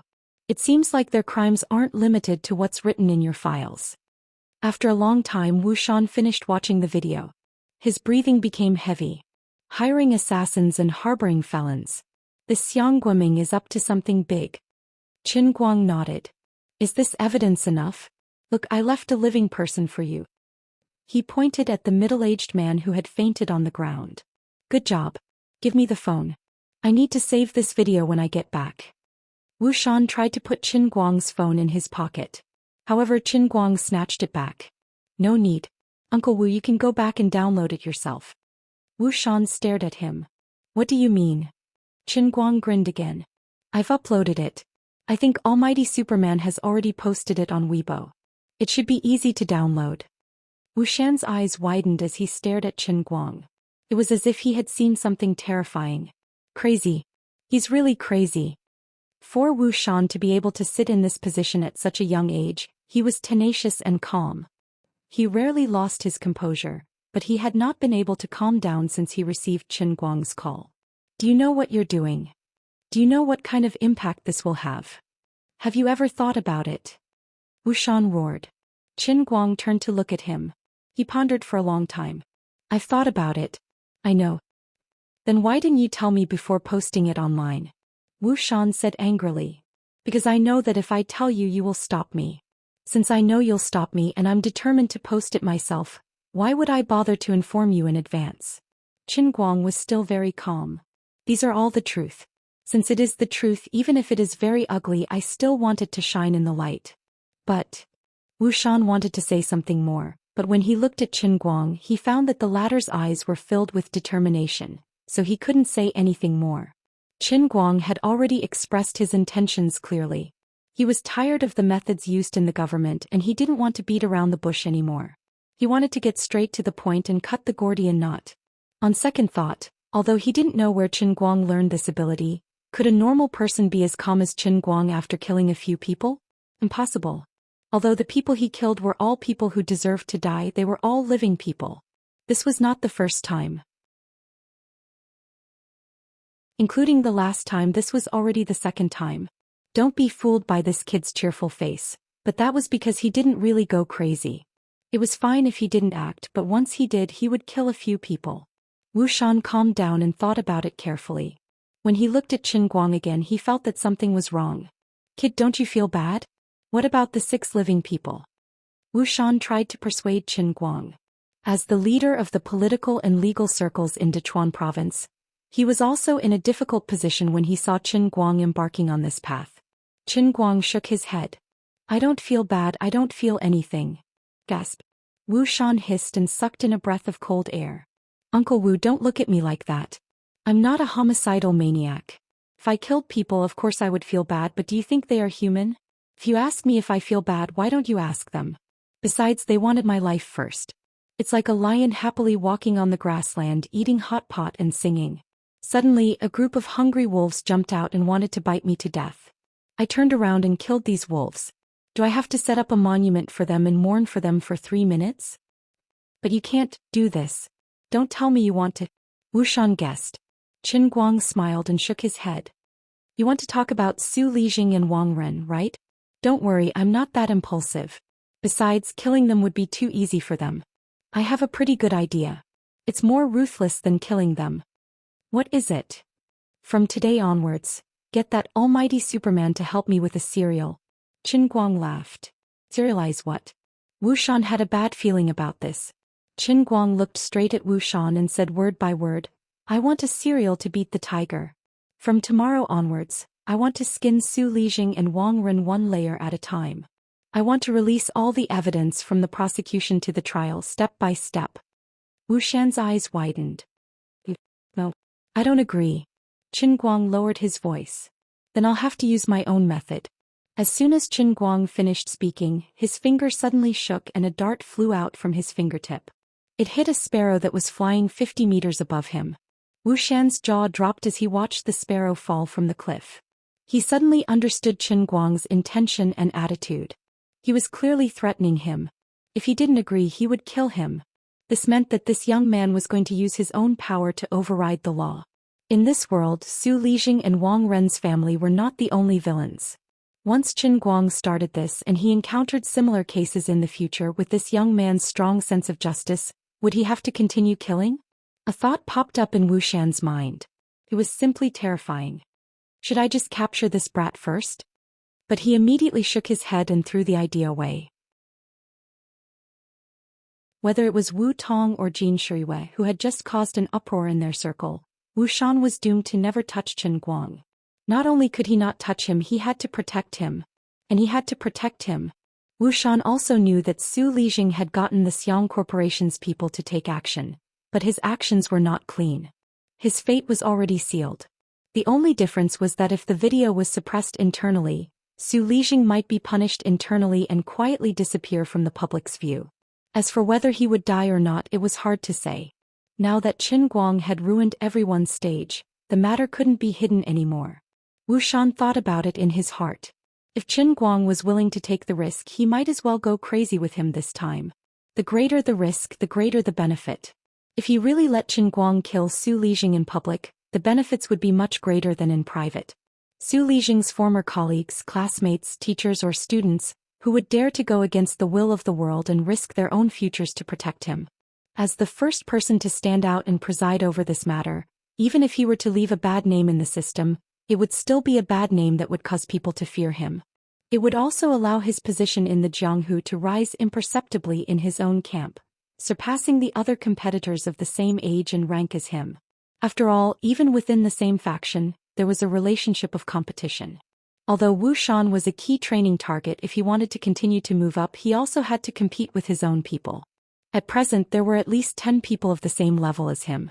If he wanted to stand out from the crowd, he had to show results. Beating a tiger was also a result.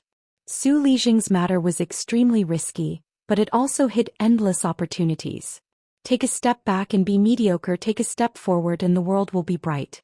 When he realized that things were inevitable, Wu Shan re-examined the current situation in his heart and suddenly saw the opportunity hidden under the dangerous situation. Wu Shan muttered to himself. He was still not calm enough. Based on his past experience, no matter how much internal strife there was, he had never exposed the bloody matter to the public. The usual domestic practice was to first hide and cover up, then punish and finally announce the matter at the discretion of the public, or simply not announce it at all. For example, in the past, a famous minister had taken a bribe of 2 million RMB. Of course, this matter had gradually been forgotten. However, the current situation was different from the past. The overall theme of the current environment was to punish corruption. Coupled with the increasing development of information media, many things could not be hidden at all. Therefore, his serial beating of a tiger seemed to be risking the world's condemnation, but in fact, it was secretly complying with the will of the heavens. As long as he was able to protect him, it would become an important weight in his political career after the matter was done. Could it be that this kid had considered this from the beginning, so he deliberately acted first and reported later, knowing that I would definitely not refuse? When Wu Shan looked at Qin Guang again, his gaze had changed. He no longer looked at Qin Guang as if he was looking at an ignorant junior, but a terrifying strategist that could determine victory from 1,000 miles away? Was he pretending to be ignorant of the ways of the world? In fact, he had already seen through everything? Did I underestimate him? Wu Shan clearly knew everything about Qin Guang's past, but he couldn't help but start to doubt himself. Could it be that Su Lijing's worry was just a fluke? Was he really from that old man's family? Even I was deceived by that fake information? But it didn't make sense. His relationship with Chen Guoli and Feng Rong didn't seem fake at all. He did live in Lilai County until he graduated from high school. But then again, if he really came from such an ordinary family, then where did he get his military skills that were more powerful than top special forces soldiers like Xuelin? According to the trajectory of his life, it couldn't be explained at all. Which planet did this kid come from? Because of Wu Tong, Wu Shan didn't have much time to think about Qin Guang's background, and he didn't think it was necessary. But today when he had to think about these questions, his mind suddenly went into a dead end. Wu Shan was momentarily at a loss.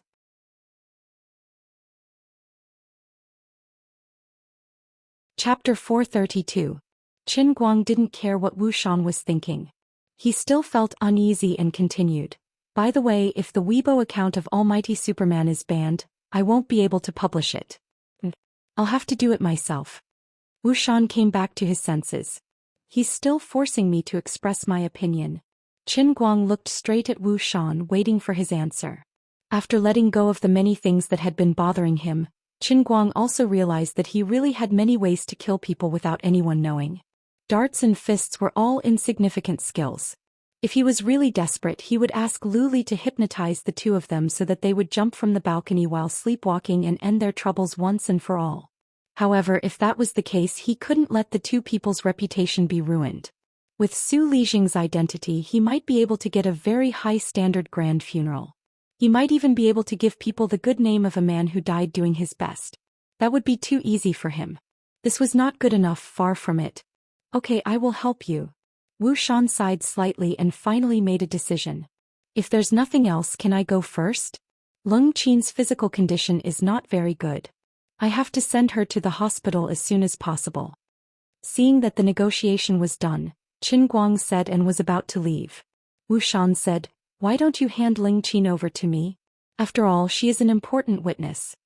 Qin Guang shook his head without a second thought. "Uncle Wu, you brought Xuelin here today, not the special forces. Let's not be so direct, shall we? If it wasn't for the fact that I have already recorded the video, I would have even brought this person with me."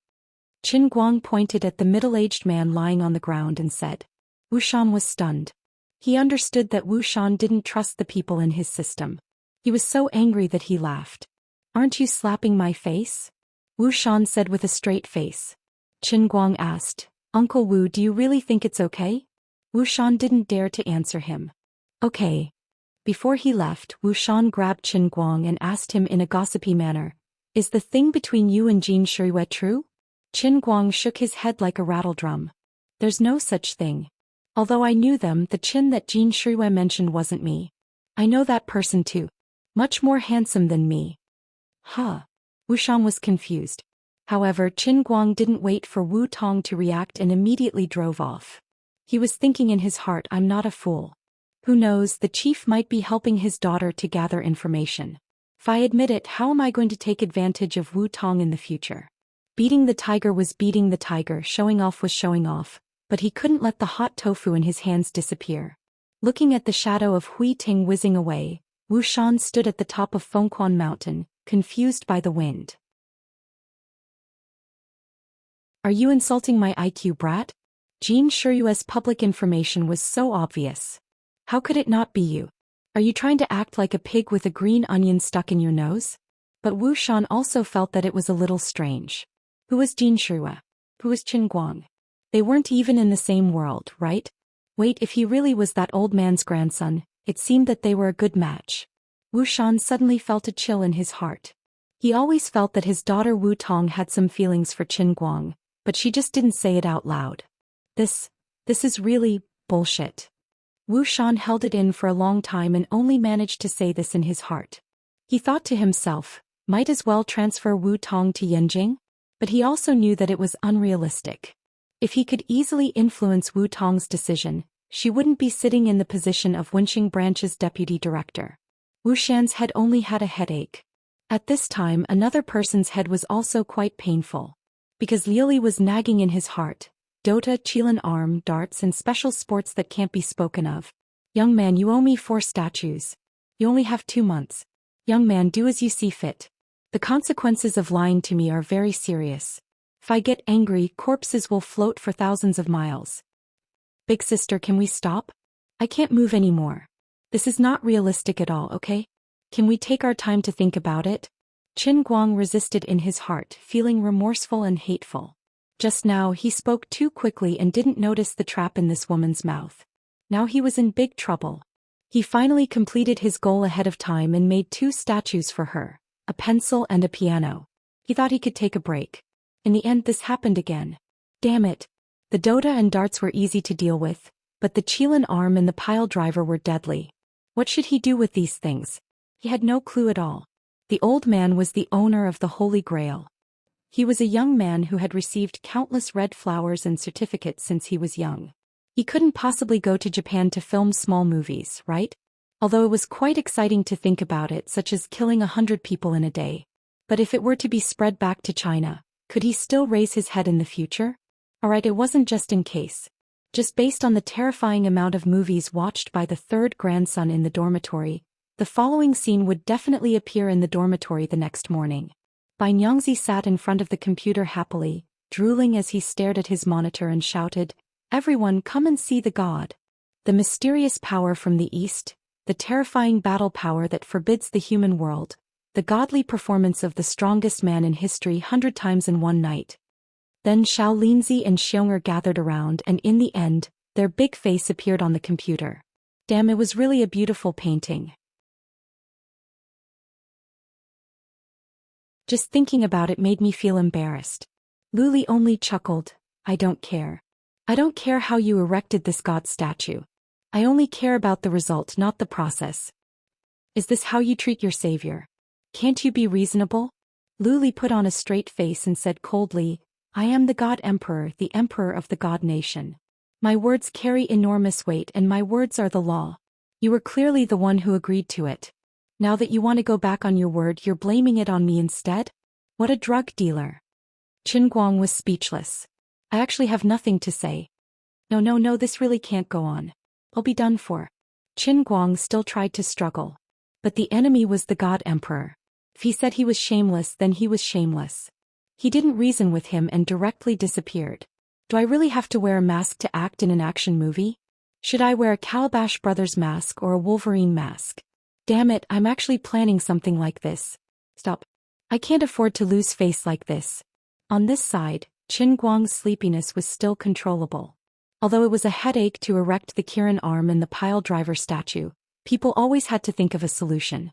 There was no solution now, but it didn't mean there would be no solution tomorrow or the day after. Far away in a villa area in the suburbs of Wujing City, Su Lixing's sleepiness was in a completely uncontrollable range. It had been 3 hours since Qin Guang uploaded that video.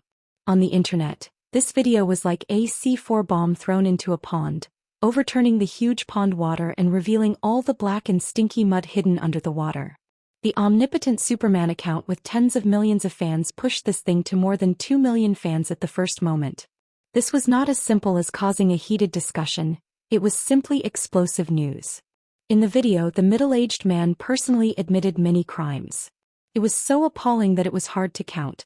People who saw this video for the first time felt like they were living in a dream and couldn't believe it at all. But after waiting for a whole hour, no one came forward to refute the rumor. This video was not quickly blocked as many people had guessed, but like a strong scar, it lived on the internet. When the insiders of Xiang Corporation began to spread the news that their president Xiang had been arrested at home 10 minutes ago, and when more and more family members of the victims came forward to recall the past and connect the crimes that the middle-aged man admitted to one by one, the netizens exploded, Weibo exploded, and the whole internet exploded. In the end, Wang Ren couldn't escape from Wujing City and go abroad. Su Lixing made countless calls but no one dared to answer. Half of Su Lixing's sky suddenly collapsed. He was as anxious as an ant on a hot pan. The collapse and destruction of Xiang Guoming would inevitably involve him. He simply couldn't understand why the people that Xiang Guoming sent out were all men of sacrifice. How could they so easily admit to these crimes that would undoubtedly lead to death? But after all, he didn't have too much time to worry about it. Like a headless fly running around at home for a long time, Zhou Xian couldn't find a turning point. He could only wait for the Commission for Discipline Inspection and the Public Security Department to come together, and at the same time the Security Bureau to come. Of course, until now Zhou Xian didn't think that he might die. At his level, there were very few examples of officials losing their lives because of crimes. Although Xiang Guoming had committed many evil deeds, the biggest stain that Zhou Xian was implicated in was the matter of Xiang Guoming finding people to kill Leng Qin's family in Denghai. This kind of hiring people to kill for people at his level was not an irredeemable crime. Zhou Xian felt that even if he really took the blame and resigned, even if he was sentenced to more than 10 years or life in prison, he would not die. Wang Ren was also taken away in the name of assisting in the investigation. Zhou Xian wasn't worried about Wang Ren. Although hiring people to kill people was for him, Wang Ren didn't participate in the whole process. Therefore Zhou Xian was taken away with his head held high.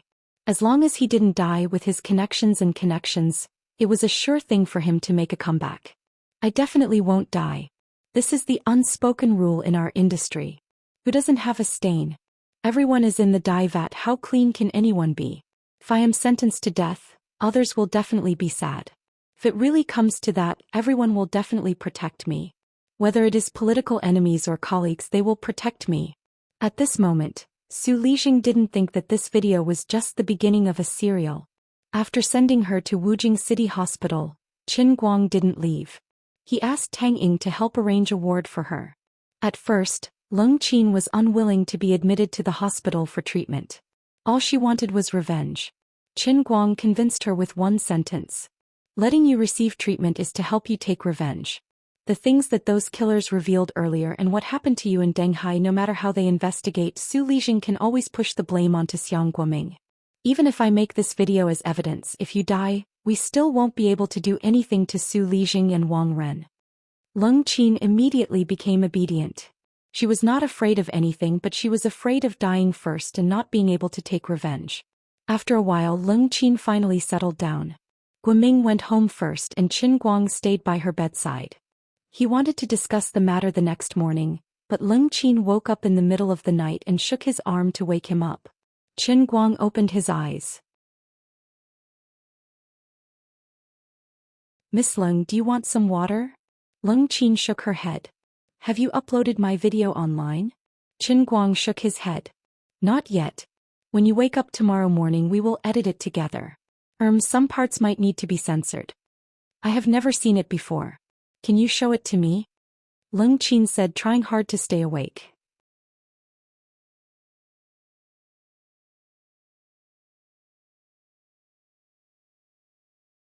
Chapter 433.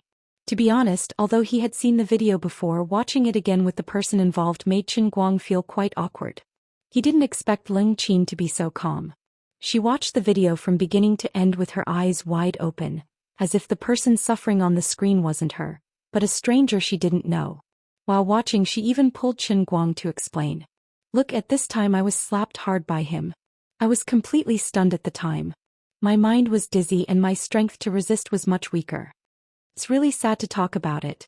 It was my first time being insulted by Wang Ren.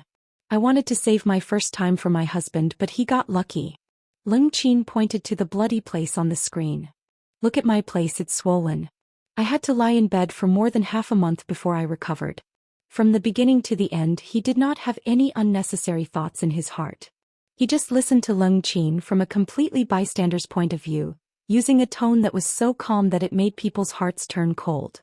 Leng Qin explained everything that happened at that time bit by bit, describing her pain and helplessness, her despair and anger.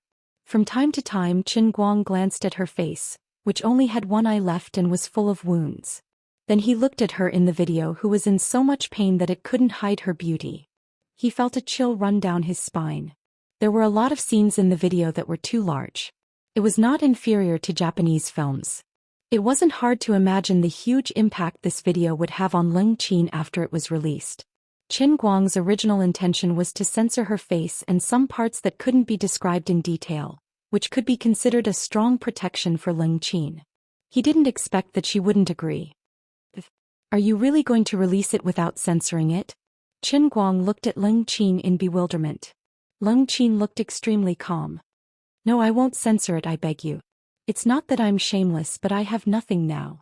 What's the use of that little bit of face? If there's any use for this broken body of mine, it's probably to drag Wang Ren to hell with me. What's the point of making it so that people can't see my pain? So what if I can't see the damage I've suffered? I want everyone to see it. Only by dragging out the bloody truth can we make it irrefutable. As soon as she finished speaking, Leng Qin snatched the phone from Qin Guang's hand and pressed the send button. Then she hid the phone in her hospital gown, not letting Qin Guang take it back. Sigh. In the end, Qin Guang couldn't get his phone back. When this video appeared on the internet, it happened to be a long night. Many people were bored and couldn't sleep at night. Many people clicked on the video crazily when they saw its cover. They thought it was welfare. This was indeed welfare, but it was a welfare that came with blood. Anything that carried the name of welfare would spread much faster on Weibo than normal news. Those who understood would naturally understand. At first, many people didn't understand why a super internet celebrity like Omnipotent Superman would post such a forbidden video. Some female fans even suspected that his account had been hacked. There were also people who slandered and cursed him below. Qin Guang posted a text on Weibo, explaining the ins and outs of the video clearly. He also clearly explained the relationship between Wang Ren, Su Lijing and Xiang Guoming and the other two who were heavily involved in the previous video. In an instant the limelight changed. It turned out that this so-called welfare was also a continuation of the previous incident. The name Wang Ren once again appeared in the eyes of the public, with the speed of a sudden clap of thunder and the power of a violent wind sweeping through the earth. It carried the filth and ugliness of man-eating. B***starred. B***starred. B***starred. A piece of trash like Wang Ren should be burned alive. I strongly demand that Wang Ren be arrested. Shoot him. If Wang Ren doesn't die, the heavens will not tolerate it. I always thought that Su Lijing was the source of all evil.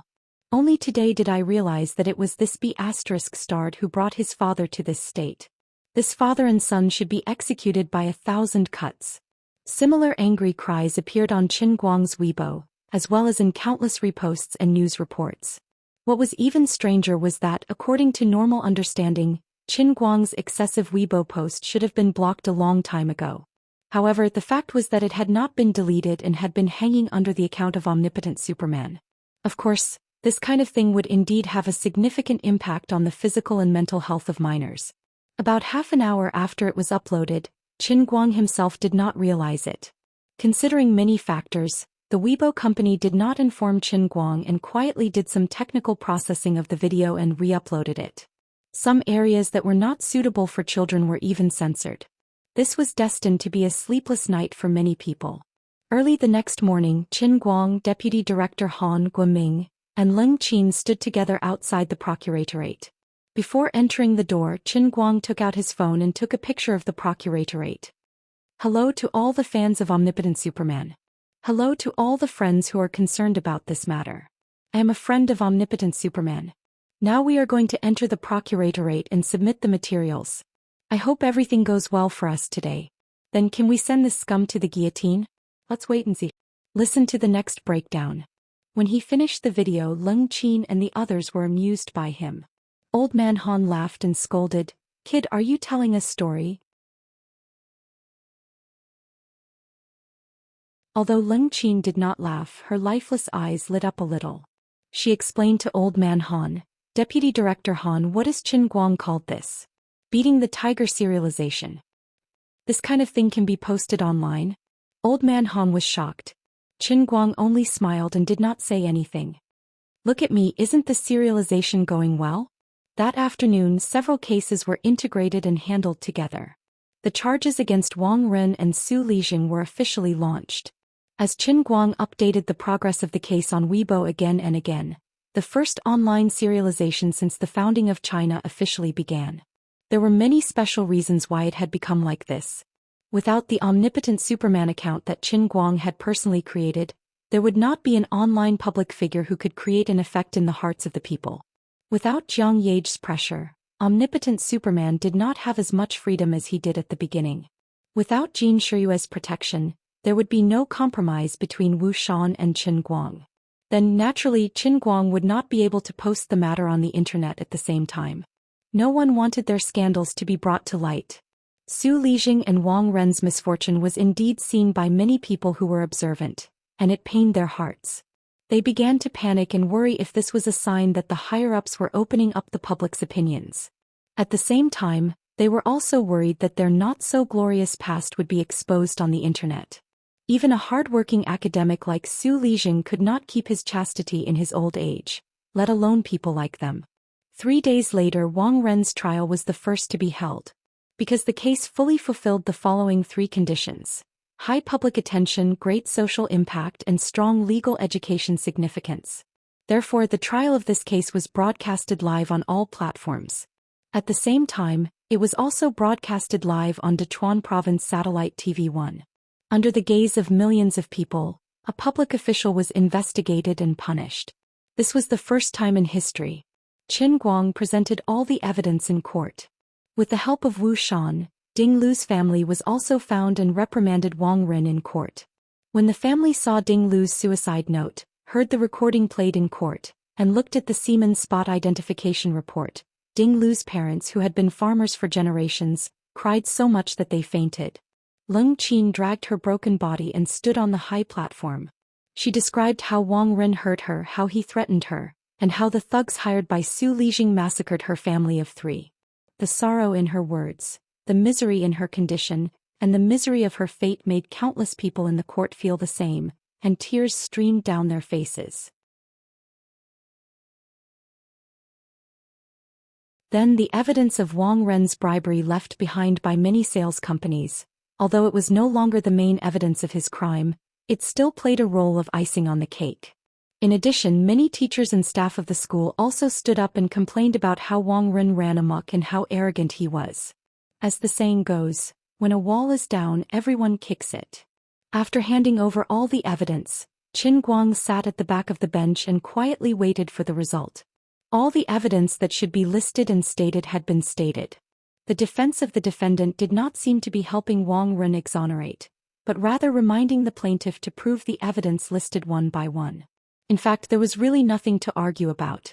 The crime was established, the evidence was conclusive, and there were witnesses and material evidence.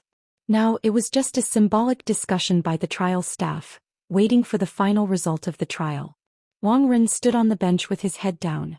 Until he was escorted here, he never thought that he would actually be tried in public. As usual, he looked at his uncle, or rather his father, for help. However, Su Lijing was also shackled and imprisoned.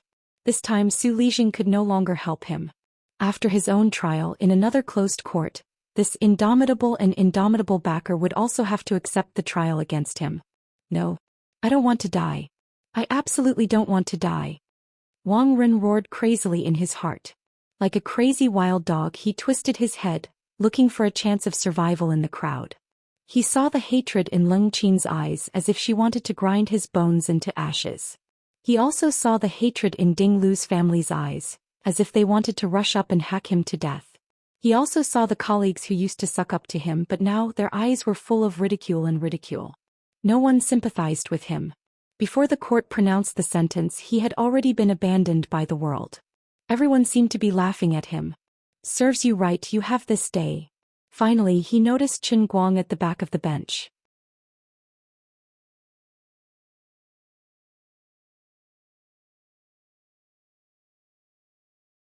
Chapter 434.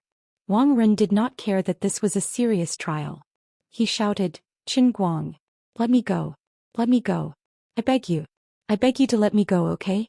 I swear I won't provoke you again. I was wrong." Of course, he knew that Qin Guang had single-handedly created this situation. Ever since the incident with Zhou Xian, Qin Guang had been viciously biting him. He tried to break free bit by bit, but it was futile. His skin and flesh were being torn off piece by piece. Now he was going to be gnawed to the last bone. He was afraid, panicked, desperate, and sad. That was why he stood in the courtroom in front of the live broadcast, and wagged his tail at Qin Guang, begging for mercy. He knew that as long as he could get Qin Guang's forgiveness, he could escape punishment as usual. However, Qin Guang did not care about him. In fact, Wang Ren thought too much of the situation. Although it was Qin Guang who pushed him to the stand, This was a public trial that was broadcasted live. If justice was hidden in the dark, there might still be room for manipulation. However, once these things were put on the table, justice under the sun was pure and undeniable. Today it was not something that could be resolved by Qin Guang saying he would let it go. Of course Qin Guang would not let him go. The presiding judge banged his gavel heavily. Defendant, please watch your emotions. Silence. Wang Ren shut his mouth, but Qin Guang still inevitably became the focus of everyone's attention. This person was Qin Guang? Many people who knew the situation could not help but look at Qin Guang. They knew that it was this young man who had pushed Wang Ren and Su Lijing to the stand. They had thought that he was a middle-aged man. They did not expect him to be such a young and immature man. Qin Guang did not want to be so conspicuous, but he was called out by Wang Ren in front of everyone. Even the live broadcast camera was pointed at him. Do I really have to stand up and say something? Forget it, I'm not wearing a mask now, it's better to keep a low profile. He wanted to keep a low profile, but he didn't expect that there were countless people sitting in front of their TVs or computers looking at him. He couldn't keep a low profile. In a small building in Beijing's First Ring Road, a few old people were sitting together in front of the TV, watching the public trial. At their level of status, they rarely paid attention to news of this level. Not to mention Su Lijing's son Wang Ren undergoing a public trial, even Su Lijing's own trial was beneath their notice. At most there would only be a brief report written on a piece of paper. 3. Su Lijing, vice president of Okawa Province Gokyo University and a core member of the central think tank, is suspected of, punished, that was all. There was another reason why these elders had gathered here to watch this public trial, which was not even worth mentioning to them. Old Jean, the young man with the surname Chen that Shuiwei mentioned on Weibo, is most likely him, right? It's him. Why haven't I seen him before? Is he one of the children with the surname Chen? No, but he saved Shuiwei's life. Maybe that's when the two of them crossed paths. The young man looks quite spirited, but he's a little too impulsive. Shuiwei also lacks consideration. Aren't you going to teach her a lesson? What's the point of saying all this to me now? Shuiwei has already washed her hands of her responsibilities, so all I can do is watch. Old Jean rubbed his brows. He looked like he was having a headache, but there was nothing he could do. Ah, you old man, you're always bragging about how well you've taught your son. Shuiwei is so educated and reasonable, but she keeps saying that my Yage is a joker and not a proper person. Ah, you didn't expect it, did you? Your Shuiwei is amazing with a single brilliant feat. Look at my Yage. Although she's usually more active than anyone else and gives me a headache, she wouldn't dare to not discuss such an important matter with me. I don't know what you think, but I can't stand it. I can't stand it. The elderly man with the surname Jiang patted his big bald head and laughed in a coarse voice. Old Jin's face alternated between red and white, and he slammed the table. That's enough, you old dog. I, Old Jin, am not like your family. My children and grandchildren have their own happiness. If she really likes it, I won't stop her. Not only will I not stop her, I still support her. The old chairman has already said it. Freedom of marriage.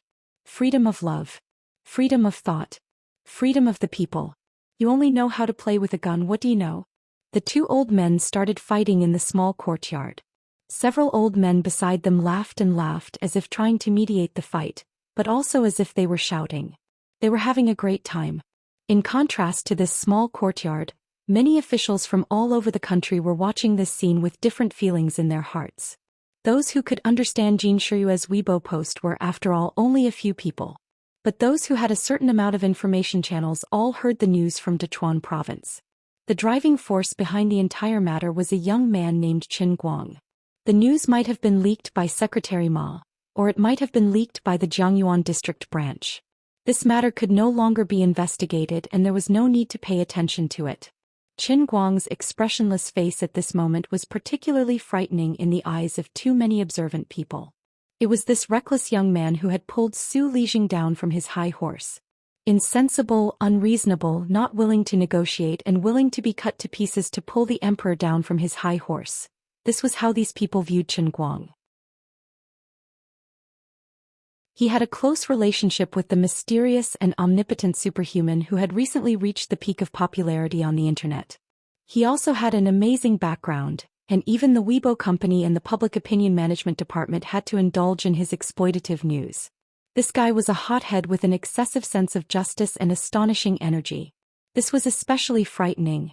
For the sake of the hat on his head and the chair under his buttocks, he must remember this face and not bump into his eyes. If he could get rid of a Su Lijing, he could also get rid of more Su Lijing. In a situation that even Qin Guang himself did not expect, he had unknowingly become the sword of Damocles hanging above many people's heads. Wu Shan, who was sitting beside Qin Guang, had an indifferent smile on his face. On the TV screen, Qin Guang was in the center and Wu Shan was also beside him. Others naturally understood what should be understood. This matter seemed to be Qin Guang jumping on the surface, but insiders knew that this was all led by Wu Shan. But Wu Shan had taken all the benefits and Qin Guang had to bear the infamy, and he was a little embarrassed.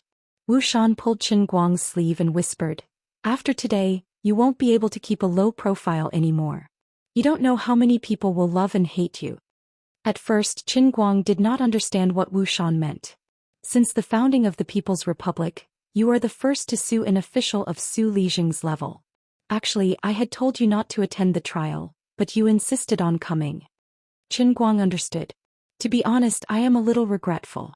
But forget it. If I become famous, then so be it. I admit it. If I don't come to watch him, I'm afraid Wang Ren won't die. So what if others love and hate me? Those who love me are good people and those who are afraid of me are people like Su Lijing. It's good that they are afraid of me, but I'm afraid that they are not afraid of anything. His words were a bit awkward, but Wu Shan understood it clearly. Fortunately, I'm upright. Otherwise you wouldn't hit me next, would you? Qin Guang shook his head like a rattle drum. I have 2 points to say. First, Uncle Wu, you are actually not particularly upright. Second, I can hit anyone but you. We are on the same side, but when we are on the same side, we are on the same side, but not the other way around. Aren't you all the same to me? If it was someone else, would they be able to walk away from Phoenix Spring Mountain so easily?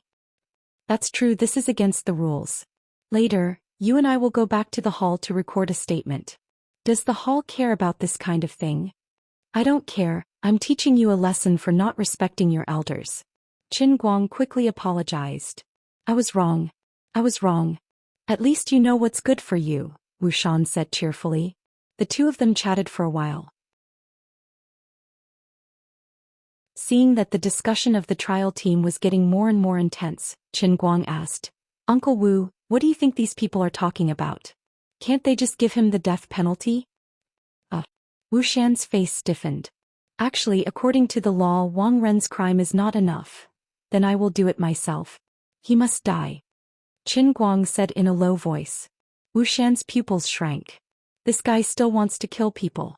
The autopsy reports of the 6 people who died a few days ago had been on his desk for a few days. Wu Shan had read them over and over again no less than 5 times, but he still found it hard to believe every time. 5 of them had their throats pierced by a dart. Although it was strange, it was still reasonable. However, the way the burly man from Meng province died was especially unbelievable. There were no obvious injuries on his body, only a fist mark was left on his left chest where his heart was. Then his ribs were shattered and his heart ruptured. The forensic experts speculated that in order for the fist force to penetrate through the thick chest muscles and then shatter the heart, the punch that Qin Guang threw at the burly man must have had a force of nearly 800 kilograms. What kind of concept was that? The average adult man who weighed 60 kilograms could punch about 150 kilograms. Professionally trained athletes could punch up to 250 kilograms. Tyson, who was widely recognized as the heavyweight punch of the century, obtained a result of 500 to 800 kilograms on the punching machine.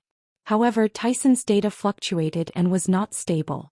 The peak value of 800 kilograms was the result of the kinetic energy he accumulated during the continuous punching process. It was by chance that the kinetic energy was perfectly converted into mechanical energy in the shortest time possible. When he swung his fist to the limit, the muscles in his arms and body reached perfect harmony, which allowed him to punch with such terrifying force. However, Qin Guang, who didn't look sturdy, was actually able to throw 800 kilograms with a single punch. Considering that his fist was smaller than boxing champion Tyson's, the surface area of his fist was much smaller. It could even be said that the power of his punch was far greater than Tyson's punch. Thinking about this, Wu Shan felt a chill run down his spine. He did not understand how Qin Guang did it with his body. Shuelin kept telling me that you don't know internal force. Tell Uncle Wu the truth, do you know it or not?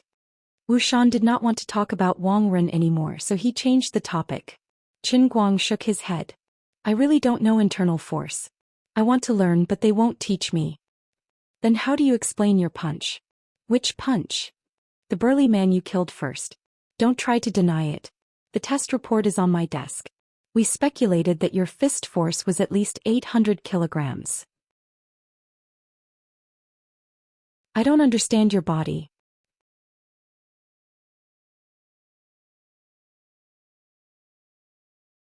Chapter 435.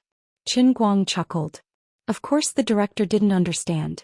Don't think that I'm skinny compared to those heavyweight boxers. Most of my strength lies in my Qilin arms. Do you know how much I've suffered to train my Qilin arms? I even played with brass fireworks and bought a book called Starting from Zero. My Qilin arms, every cell, every inch of muscle fiber exudes a strong sense of superiority when compared to you mortals. Billions of high-frequency vibrations caused the muscle structure of my Qilin arm to be continuously optimized. My cells were constantly evolving under the effects of metabolism. Even though it seemed like a casual punch, the technique of exerting force starting from the burning of adenosine triphosphate, then the release of energy to every inch of muscle fiber, and finally the technique of exerting force when swinging my body and punching out. I'm not on the same level as you mortals, alright? Strictly speaking, the Qilin arms increases strength by 50%, but that refers to the pure strength of lifting weights, not the explosive power of punching. Explosive power and fixed strength are different concepts. The increase ratio is far more than 50%. Before the increase, Qin Guang's fist strength was already close to that of a professional boxer. It was close to 300 kilograms. After the 50% increase in fixed strength, his hand exceeded the limit of a human being, and the force of a violent punch reached 800 kilograms. The explosive power of a punch was not just a simple arm wrestling. It involved many techniques to exert force as well as the explosive memory formed from long-term training of the muscle structure. Ordinary boxers trained for a few years and were close to the professional level. Their punches would have explosive growth from 160 to 300 kilograms. As for how long Qin Guang had been training in the Qilin arm realm, that was something that he couldn't be bothered to calculate. But when he did, he was shocked. It was a total of 35,000 days. A total of 95 years. How could the muscle memory formed in 95 years not be strong? Uncle Wu, do you see my bouncing biceps? I'm not bragging, but my fists are naturally strong. You know that the internet celebrity omnipotent Superman is actually me, right? I plan to change my name in a few days. Wu Shan saw that he did not want to tell the truth and there was nothing he could do. Change your name to what? One Punch Superman. What kind of joke is that? Can you be more honest? How did you train? If possible, I would like to incorporate your training methods into the police force. It's fine if you don't understand. There's nothing I can't say. 3 years ago I was also a weakling. But after I entered university I persisted in training every day. I trained in the summer and in the winter. I ran 10 kilometers every day, did 300 push-ups and did 600 sit-ups. Shut up, the presiding judge is about to pronounce the sentence. Wu Shan thought to himself, no, I must get Wu Tong to stay away from this brat when I get back. He's always running his mouth. At that moment, the presiding judge banged his gavel again and was ready to announce the results of the discussion. This court believes that the defendant, Wang Ren, is suspected of rape, drugging, causing death to another person, dereliction of duty, corruption, bribery, abuse of power, and other criminal acts, which have violated the criminal law and constituted rape and manslaughter, and should be punished in accordance with the law. As he listened to the presiding judge announce Wang Ren's crimes one by one, a smile gradually appeared on Qin Guang's face. He then looked at the cameras in the courtroom and he knew that everything that happened here was being watched by countless people on the internet and in front of their TVs. He had waited for this day. It wasn't a masterful plan, nor was it an exquisite setup. To be able to rely on his own strength to push this matter to this point, Qin Guang had relied entirely on his pride, his unyielding determination to uphold justice. Perhaps he had relied on the help of many nobles, and the light at the end of the tunnel was mostly due to Su Lijing's stupid move. But if it wasn't for Qin Guang, who could have done it? The defendant, Wang Ren, is sentenced to life imprisonment, effective immediately. The presiding judge finally announced the result of the trial. Qin Guang's pupils shrank. What? It's not the death penalty? Why not the death penalty? Why not the death penalty? Qin Guang asked Wu Shan with a gloomy face. Wu Shan pondered for a moment. In my experience, although Wang Ren deserved to die from a legal point of view, he shouldn't be sentenced to death. I don't agree. Qin Guang roared in his heart. On the other side, when Wang Ren heard the sentence of life imprisonment, he actually smiled. As long as he didn't die, everything was negotiable. A ferocious smile gradually appeared on his face. When he looked at Qin Guang, Leng Qin and the others again, he already had a hint of pride. Bang! Qin Guang slammed the table and stood up. The presiding judge, who was about to announce the adjournment of the trial, was stunned at first, but immediately said, "Mr. Qin, please respect the court. This court has already announced the verdict. If the prosecution has any doubts, they have the right to appeal, but for now, please respect this court's verdict." Leng Qin, who had been gritting her teeth and standing in the courtroom, could not hide the disappointment in her eyes. She wanted Wang Ren to be sentenced to death more than anyone else. The people in front of the TV and computers were also in an uproar. Isn't this Wang Ren sentenced to death? How can he not be sentenced to death? Isn't he already unforgivable? Dad, you don't understand. From a legal point of view, Wang Ren really can't be sentenced to death. A girl who majored in law said to her father, "From a sentimental point of view, I also hope it's the death penalty, but in the small building in Yanjing. This kid really doesn't know any better. The public trial has already been broadcasted live on TV. He should stop messing around," the old man sitting in the middle said with a frown. The old man surnamed Jean said, "In my opinion, this sentence is too light." "Old Jean, weren't you the first to sign the Constitution and criminal law when they were finalized? If your grandson-in-law isn't convinced, you can slap yourself in the face," the old man surnamed Jiang teased. The two old men started fighting again. "Stop it, you two." This young man actually rushed in front of Wang Ren. "Hurry up and tell them to shut down the live broadcast." The old man sitting in the middle shouted. The old men turned their heads and saw that Qin Guang had already run in front of Wang Ren, who was about to be taken away, very agitated. "Wait." Qin Guang gritted his teeth and stared at Wang Ren. "I have something to say." Since he was not sentenced to death, Wang Ren was not afraid anymore. He was not in a hurry. So what if it was a life sentence? He could still live comfortably in prison. "Qin Guang, are you done? I'm already going to prison. What else do you want?" Wang Ren's hands were cuffed, so he shrugged and tilted his head as he spoke. There was no regret or shame on his face. The pride and satisfaction hidden in his eyes could not be more obvious. Seeing that Qin Guang was silent, Wang Ren said again, "Yes, I did make many mistakes in the past. I accept going to prison. What else do you want? Everyone, don't worry. I will be reformed in prison. What else do you want, Qin Guang? You're good at fighting. Come on, come and beat me to death. Aren't you the messenger of justice? Come and beat me to death." Wang Ren continued to clamor. In front of the TV, in front of the computer, and in the courtroom, countless spectators and reporters looked at Wang Ren in a daze. What kind of heart did this guy have? Even such a person couldn't be sentenced to death? Jiang Yage threw the TV remote control in her hand. "This Wang guy is too much. That Ding Lu is so pitiful. Why isn't she sentenced to death? This isn't fair." Jean Shuiwei was also a little angry, but she said, although Wang Ren can't shirk the responsibility for Ding Lu's death, she committed suicide after all. "Isn't there still the matter of Leng Qin?" Jiang Yage said again. Jean Shuiwei thought for a moment. "There are very few precedents of a death sentence for rape.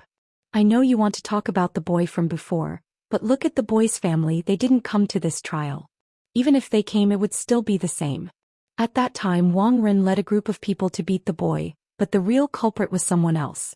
In addition, the victim's family took the initiative to forgive, so it's hard to say. So we can only watch this guy get away with it." Jiang Yage muttered in dissatisfaction. "Look at how angry our Qin Guang is. He's sentenced to life imprisonment. Is that good enough?"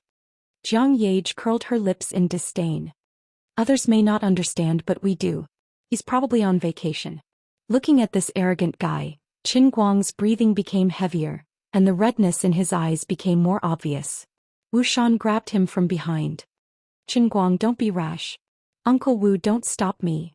Qin Guang's eyes were bloodshot as he struggled to break free from Wu Shan's grip. Oh no. He's out of control. The expressions of the people in the courtroom changed. The live broadcast was still ongoing. If this kid killed someone in court, the consequences would be unthinkable. Even Wu Shan was startled. If Qin Guang were to kill someone before the eyes of the entire country, it would be disastrous. Jin Jiang and the other two were also scared out of their wits. Zhou Xian and the others were not any better. In a forest somewhere, Wen, who was sitting in front of the television with her legs crossed, also jumped up in shock. She shouted, "Help!" She was already thinking that if Qin Guang really killed someone in front of the world, she was the only one who could protect him. At that moment, Qin Guang had already rushed in front of Wang Ren. He raised his right hand high and clenched his fist. Wu Shan could not catch up. His face was full of despair.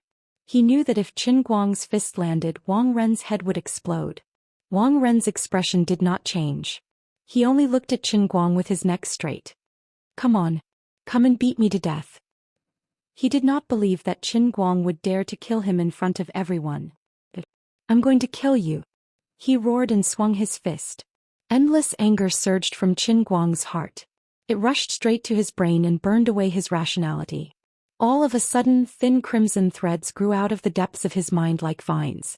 They broke through his mind and poured into the heavenly holy grail in the sports bag he was carrying on his back. The heavenly holy grail suddenly lit up with a dazzling light. The light was so red that it was terrifying. In turn, it enveloped Qin Guang's body. Flames that could not be seen by the naked eye rose from his body and soared into the sky. Thunder rumbled in the sky.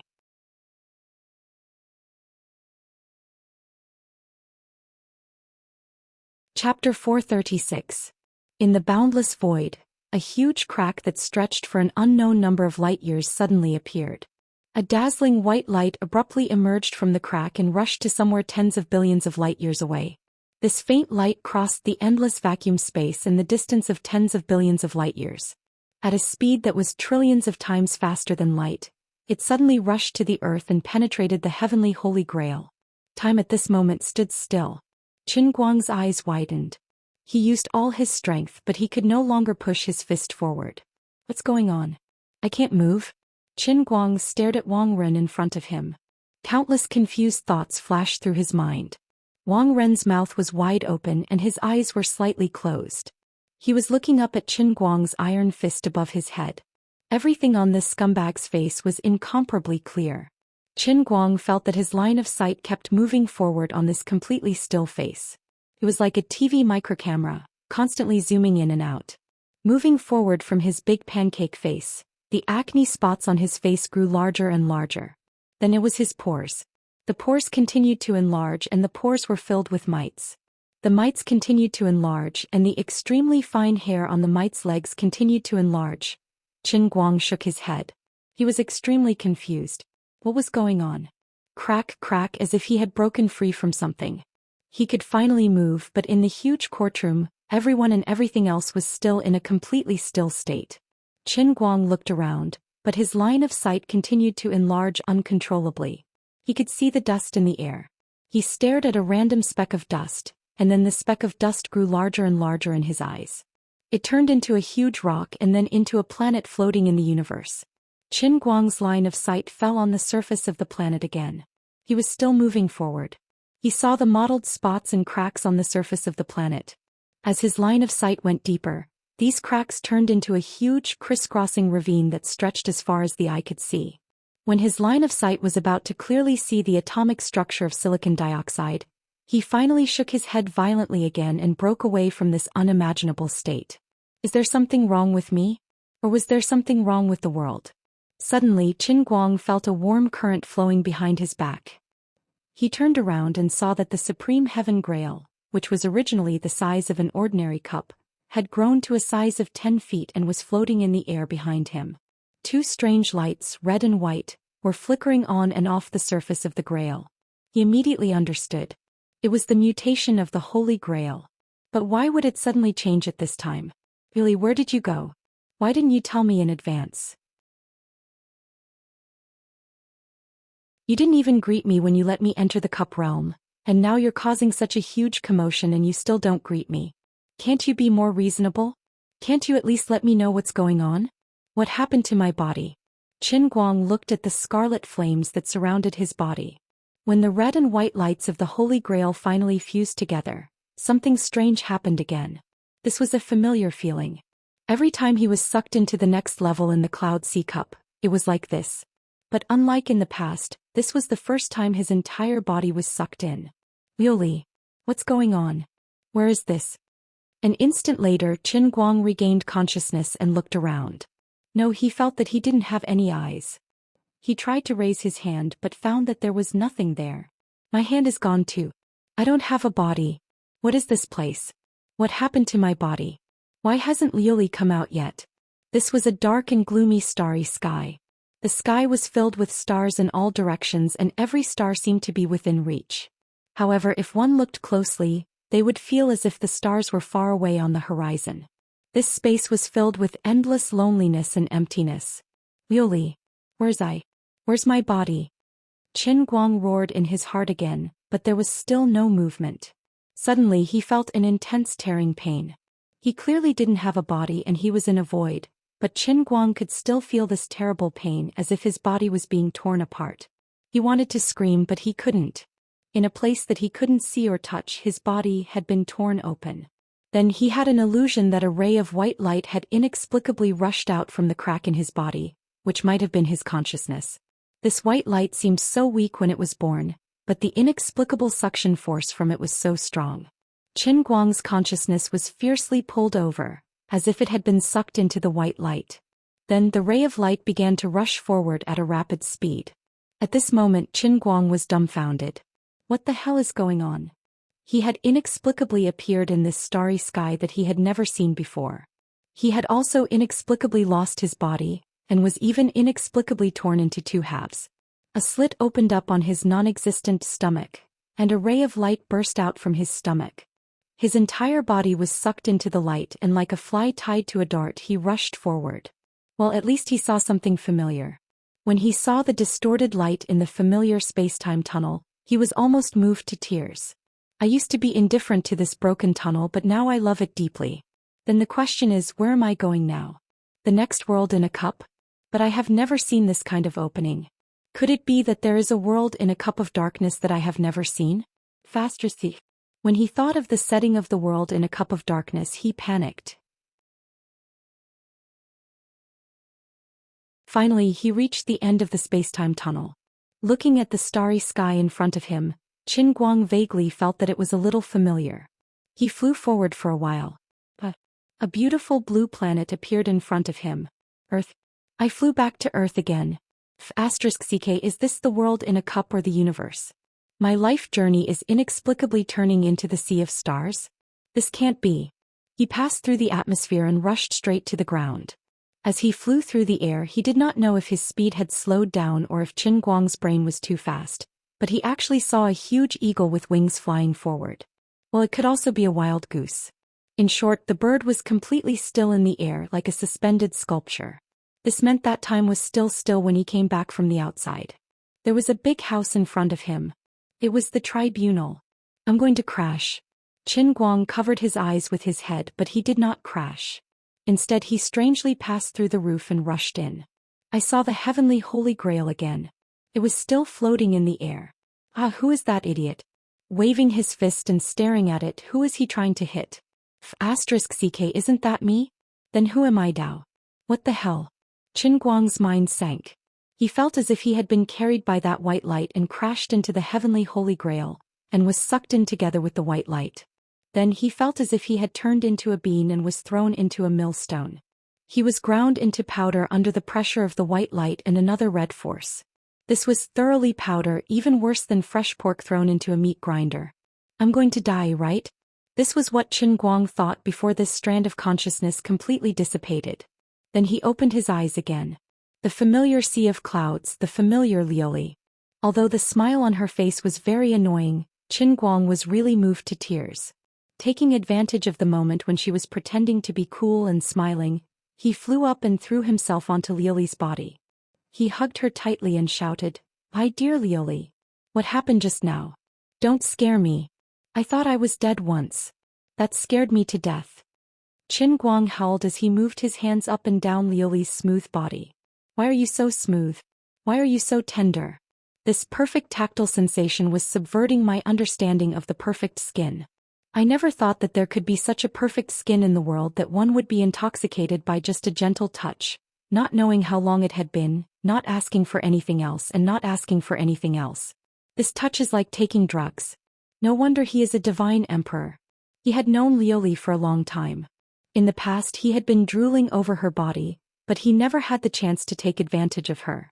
But today, when she wasn't paying attention and he had just gone through a great change, Qin Guang mustered up his courage and hugged her. Qin Guang shouted in his heart. This round, smooth and exquisite, but that was beyond the limits of the human world. How perfect! How terrifying! This is a black hole that can swallow my mind. This is the sun that can illuminate my life. This is the light of life, the beauty that shouldn't exist in the human world, the great creation that is the best in the endless divine realm. Bam! Qin Guang was finally kicked away by Liuli. "I don't care. You're not done yet, are you? Do you feel good taking advantage of me?" Liuli leaned forward and glared at Qin Guang. Lying on the ground, Qin Guang looked up. The shameful mist and the shameful mosaic ruined the user experience. "I really didn't do it on purpose. I was dizzy because of the unexpected situation just now. You can't blame me for that." Qin Guang refused to admit it. "I was really scared. What the hell is going on? Can you explain it to me a little bit?" Liuli glanced at him but didn't say anything else. Her expression suddenly became extremely solemn. Qin Guang's teasing expression also disappeared. The last time he saw Liuli with such an expression was when she revealed her true form as a divine emperor. If he remembered correctly, he had almost been shocked to death when he took one more look at her. Could it be that she is angry because I took advantage of her? Just as Qin Guang was thinking about this, he saw Liuli's figure become bigger and bigger, and her head soared into the sky. She was really going to reveal her true form as a divine emperor. See the heart and see the nature. Extremely evil creature. The wrath of a god, the thought is infinite and the desire is infinite. See the spirit and have a chance of survival. In the sky, Liuli, whose head reached the sky and feet touched the ground, suddenly recited loudly. Her voice resounded through the sea of clouds like thunder, causing the whole world in a cup to tremble crazily.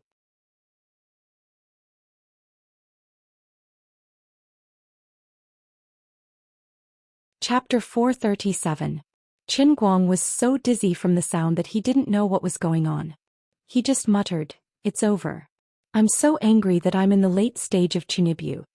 Liuli, however, ignored his nagging. The 5 fingers of the huge Dharmakaya descended from the sky and slapped the alto, pencil and piano statues. With a loud bang, the 3 statues were completely smashed by Liuli's palm. The endless power of faith that was linked to the statues was also blown into ashes by this huge shock. Qin Guang held his head. This Chinibu is too serious. Even the statues that I've worked so hard to build have been torn down. Seeing spirit annihilation. A ray of heaven rises. Suddenly, Lu Li's real body shouted again, and thousands of rays of light emerged from her body. After the deity statue and the silk chain of the power of faith were shattered, the scattered energy also crazily rushed to the sky, from the distant void above the sea of clouds to the endless void. At the same time, 2 mixed energies, red and white, appeared at the same time.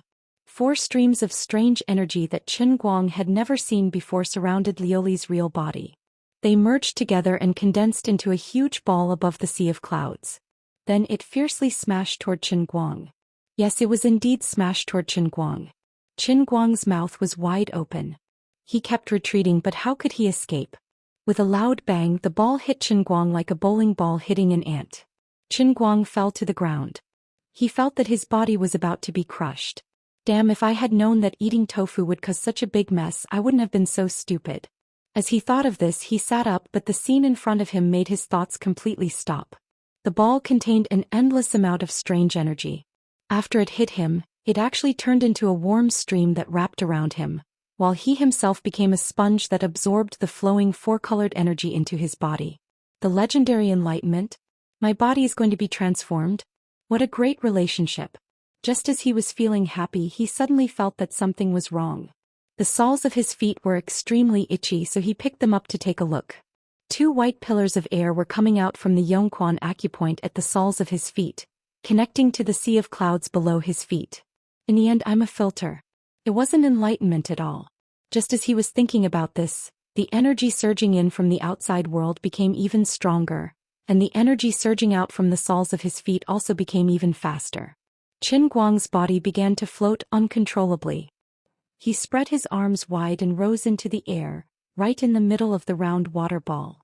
Looking through the hazy sphere, Liuli was sitting cross-legged on the ground in her true form of a divine emperor. She was casting some kind of technique, and the halo of light was flickering and flickering, making her look like the Buddha on TV. Gradually, the size of the sphere shrunk as time passed. After a long while, the entire sphere completely disappeared. This meant that all the power contained in it had been filtered and transformed within Qin Guang's body, and then poured into the sea of clouds of the Holy Grail.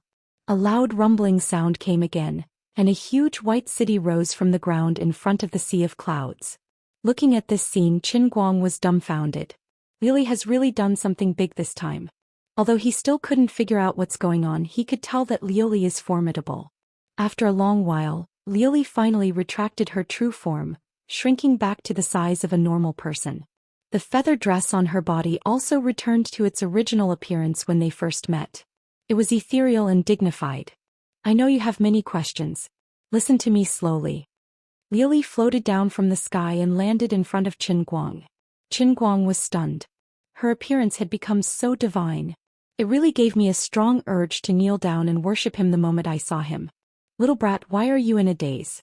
Hurry up and come up with me. Liuli spoke again. She suddenly stretched out her hand and carried Qin Guang as she flew forward on the clouds. Qin Guang rolled his eyes. All right, it was still the same familiar formula and familiar smell. What's the use of this city? Looks like it's very powerful. Qin Guang couldn't help but ask as he looked at this city that was so huge that it was beyond his understanding. As he flew closer, he discovered that there was a stone platform at a fixed distance above the tall city wall. Currently, most of the stone platforms were empty and only 3 of them had 3 statues standing. They were alto, a pencil, and a piano. Fortunately, the statue that I painstakingly erected is still there. Otherwise, it would be too sad if it was gone. Qin Guang imagined in his mind that the outer wall looked so cool. Would there be a magnificent and breathtaking palace waiting for him inside? But when he really flew above the city wall and saw inside, he shook his head, thinking that his eyes were playing tricks on him. Damn, after all this time, there was only a wall in this city, and it was even emptier than his wallet in the first half of the semester. The greater the hope, the greater the disappointment. Look at your dissatisfied look. Do you know how important this wall is? Liuli rolled her eyes at him and threw him on the city wall. Then she began to explain the drastic changes today. First of all, let me tell you a great piece of news. The heavenly Holy Grail has leveled up. It has finally crossed the first level of seeing the spirit sky and set foot on the second level, one-line sky. Aren't the 3,000 worlds divided into 9 levels? Qin Guang was shocked. According to my precise calculations, I thought there would be a few hundred of them in the first level of seeing the spirit sky. Liuli shrugged. That's true under normal circumstances. Without the support of the statue, if you want to level up the Holy Grail, you can only clear all the worlds in the cup level by level. In addition, the number of seeing the spirit sky isn't a few hundred, but 2,187. There are a total of 729 worlds in the cup of the second level, one-line sky. The third level. Alright, there's no need to say any more. Please don't explain this despairing matter so clearly. After Liuli finished explaining the entire matter, Qin Guang finally understood. She had been secretly surrounding the 3 statues to do something big. In fact, it was all in preparation for today. Recently, she had been suppressing her anger and watching him being unable to do anything because of Wang Ren's matter. Yet she had purposely disappeared and pretended to be offline. It was all for today. This swindling god emperor was extremely evil. She wanted him to be angered to death more than anyone else. The angrier he was, the better. Among the 4 types of energy that he had seen just now, the red energy was the anger that had condensed in his heart when he was preparing to punch Wang Ren. The angrier I am, the stronger the red anger is. When the anger exceeds a certain limit, she can use it and turn it into this red flame of anger. The white energy that mixed with the flame of anger is the nameless white light that broke through his body in the endless starry sky and came through the crack. The 10,000 rays of light are the god power within Liuli's body. The final wave of energy was the energy of the Holy Grail itself, which was released by the 3 shattered statues and the threads of faith power. You mean to say that my anger just now, together with the 3 statues, triggered the Holy Grail to upgrade? Am I that powerful? Why didn't you tell me earlier? You scared me. Qin Guang asked. Liuli covered her mouth and laughed. If I told you, you would be mentally prepared. This anger wouldn't be effective no matter how hard you try. Furthermore, I was just trying it out. I didn't really think it would work. Actually, your anger is just a primer. It's just to stimulate your emotions to the critical point of the Holy Grail's own changes. The rest still depends on me and the Holy Grail to make up for it. Emotions are just a primer for God power. In the endless God realm, there are many gods who rely on emotions like anger to cultivate. This is like a switch, a key. Once the door to the Holy Grail is opened, the Holy Grail's own power will be released. Alright, I understand a little bit. Come to think of it, just now I felt that time had stopped. No matter what I looked at, my eyes would desperately zoom in. What the hell is that? Also, why did I end up in the starry sky and cut open the stomach of something? In the end, I returned to the court with that white light and saw myself standing there staring back at the Holy Grail. This timing doesn't match up. If I remember correctly, I first turned around to look at the cup and then I was sucked in. I ran into the starry sky, who knows how far away. Then I was brought back by the white light through the tunnel and then I saw myself standing there like a fool. This timing doesn't match up. It's a dead end. Why do I feel that this is the same as the Ouroboros in the myths? Liuli chuckled. Don't ask me. I don't really understand it either. This is the Holy Grail's own mystery. When you truly conquer the Holy Grail, you'll understand the reason behind it. Let me guess if I'm right. You're saying that when I leveled up from seeing spirit sky to one-line sky, the Holy Grail's energy fluctuations caused the space-time disorder? Other people's time has stopped, but my own timeline is still moving. The disorder in time will cause the disorder in my space. Then everything I see will be constantly magnified. Qin Guang asked. Liuli curled her lips. I already told you not to discuss it with me. Your words sound like a heavenly book to me. I don't understand. You're a god emperor. You're so disappointing. Aren't god emperors omnipotent? I'm indebted to you for thinking so highly of me. I really can't thank you enough. Then what are the benefits of leveling up from seeing spirit sky to one-line sky? You can't just leave it at this place and call it a day, right? Qin Guang asked the question he was most concerned about. Liuli covered her mouth and laughed. One-line sky's world in a cup will appear on the city wall one day in advance. As long as I'm willing, I can tell you one day in advance so that you can prepare early. In addition, the skills and characteristics that World in a Cup can support will also change. In the future, you might be able to practice something more skillful. The function of World in a Cup will also become stronger. If you can erect more god statues with the blessing of the power of faith, you might even be able to create a world in a cup. F***C, that's great. I don't need to become the anal prolapse king in the future. Right? Qin Guang was overjoyed. Liuli smiled without saying a word. Right? Qin Guang's voice became even softer. Right? He began to become weak. Big sis, don't trick me. It depends on your mood and your performance. Qin Guang only wanted to say, what the F***ck? By the way, you said I can choose a world in a cup? Can I build a super strong harem of 3,000 beauties? Liuli.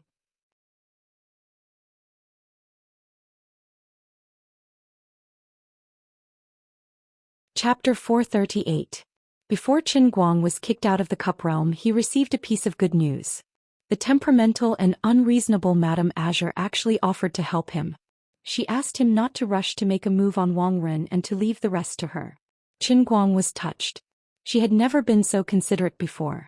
As expected, the treatment after the big upgrade was different. I'm starting to be respected. No, in fact, she should have done something about this matter long ago, but she had turned a blind eye to it. She was purposely making him angry. Now that the Holy Grail had been upgraded, he didn't need to be angry anymore, so she offered to help. He didn't know whether he should be happy or hurt. In the blink of an eye, he returned to the real world. Wang Ren's annoying face appeared in front of him again. However, Qin Guang suddenly withdrew his fist and turned to leave. This was Azure's order. Countless people in front of the television were dumbfounded. They were thinking, what's wrong with this young man? Why did he make a move and leave just like that? Just as everyone was feeling puzzled, there was a loud bang. A bright snowflake appeared on Wang Ren's head and he fell backward. Wang Ren, who had been stubborn just a second ago, fell to the ground in the next instant. Those who were timid looked down and vomited in disgust. He had been shot in the head. Who did it? Not far away, Su Lijing was holding a gun with both hands. There was still smoke coming out of the muzzle. His expression was extremely angry as he cursed, "Unfilial son who can't do anything right. I'll kill you." The bailiff beside Su Lijing touched his waist. When did his gun end up in this old man's hands? Su Lijing, who had protected his son all his life, actually stole the bailiff's gun in front of everyone in the public court and shot his own son. It was so unimaginable and unbelievable that everyone was in a trance for a moment. However, they could only sigh in regret. Heaven's justice was clear and retribution was unpleasant. It was unexpected, but it also seemed to have been predestined. The bailiff who had his gun stolen was extremely flustered and perplexed. There were no bullets in his gun. What situation was this? The whole nation was in an uproar. What was wrong with this court? In the end, the person who wanted to uphold justice the most held back from punching, but the person who wanted to protect Wang Ren's life the most killed his own son. The TV signal was cut off at the first possible moment. The Dechuan TV station did not even think about what advertisement to broadcast. After a 30-second silence, the Dechuan TV station began broadcasting an old drama that was scheduled to air in the afternoon half an hour later. It was the last 2 episodes of the finale of Black Hole. The group of old people in the small building in Yanjing were also stunned by the short scene before the live broadcast was interrupted. Coupled with this emergency drama, it was even more ironic. The old man, who had been laughing and joking around, was silent for a long time. One of the old men frowned and said, "What are these people from Dechuan television station thinking? Such a big thing just happened, and now you're broadcasting an anti-corruption drama? Are you trying to slap us in the face?" The old man in the middle took a heavy sip of tea. "Old Tang, don't be too sensitive. Don't you see that there are only 30 episodes on it? I saw this once a few years ago when I had the time. It seems like it's about to end. It's just a coincidence." "Even if it's just a coincidence, we can't accept this drama." The old man from before was still a little angry. He picked up his phone and was about to make a call. The old man surnamed Jean waved his hand. "Old Tang, forget it. If you make that call, won't you be cutting off the Sarft's livelihood? Who would dare broadcast public trials in the future? Actually, in my opinion, this is the right thing to do. Well done. It's time to give some people a reminder and give them a warning." The old man surnamed Jiang, who had always been at odds with the old man surnamed Jean, also nodded. It was rare for the two of them to reach a consensus. The old man in the middle concluded the matter with his final words. Emir Su Lijing connived with Emir School's Wang Ren and caused such a terrible impact. This is also a reminder to all of us. It's time to deal with this matter. We are indeed dealing with it now, but we are not doing enough. Not only were the group of old men shocked, but the ordinary viewers in front of their computers and televisions were also dumbfounded. The more timid children and girls even cried on the spot. Su Lijing's performance was too crazy. The courtroom immediately turned into chaos. The gun was still in Su Lijing's hand. Su Lijing seemed to be stunned as the 2 bailiffs pounced on him and pinned him to the ground before snatching the gun away. Su Lijing's stiffness did not last long as he quickly struggled up and shouted, "What are you doing? You can't treat an official like this." One of the bailiffs punched Su Lijing in the back of the head. "You call yourself an official? You shot your nephew in front of so many people? You call yourself an official? What?" Su Lijing was even more shocked and confused than the others. As he was pinned to the ground, he slowly looked up and saw Wang Ren lying on the ground. His head had been smashed like a rotten watermelon. The ground was covered in dark red blood and white brain matter. It was a shocking sight. He did not completely lose his memory of what had just happened, so he could recall it with a little thought. Su Lixing's face immediately turned ashen. What happened to me? How could I shoot my own son to death? When did I get the gun?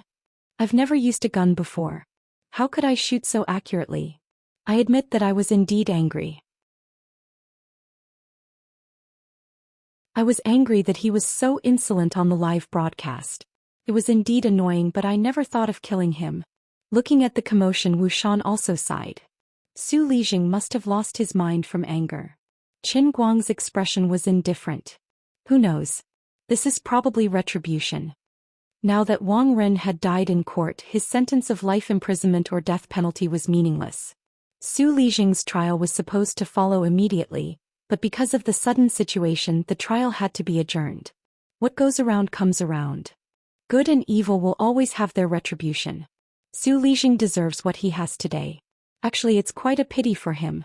If these things did not happen, he would have been the leading figure in our country's economics field. He might not be famous in history, but at least 100 years later, people who study economics will remember his name. Wu Xian and Qin Guang walked side by side to the entrance of the hall. They looked at Su Lixing, who was being escorted by 2 bailiffs. Su Lixing's face was blank and his eyes were hollow. Qin Guang shook his head. Uncle Wu, you might not be right. No matter what others do, if they really do something and leave behind works, even if they are evil, they will still be remembered. In ancient times there was Liu Sanbian, who lingered in the brothel and never returned. He was a lecherous lecher, but his poems were also achievements and contributions. 100 years later, if people forget Su Lixing, it will have nothing to do with what happened today. To put it bluntly, it was because he did not learn well. It has nothing to do with his character, so I don't feel sorry for him at all.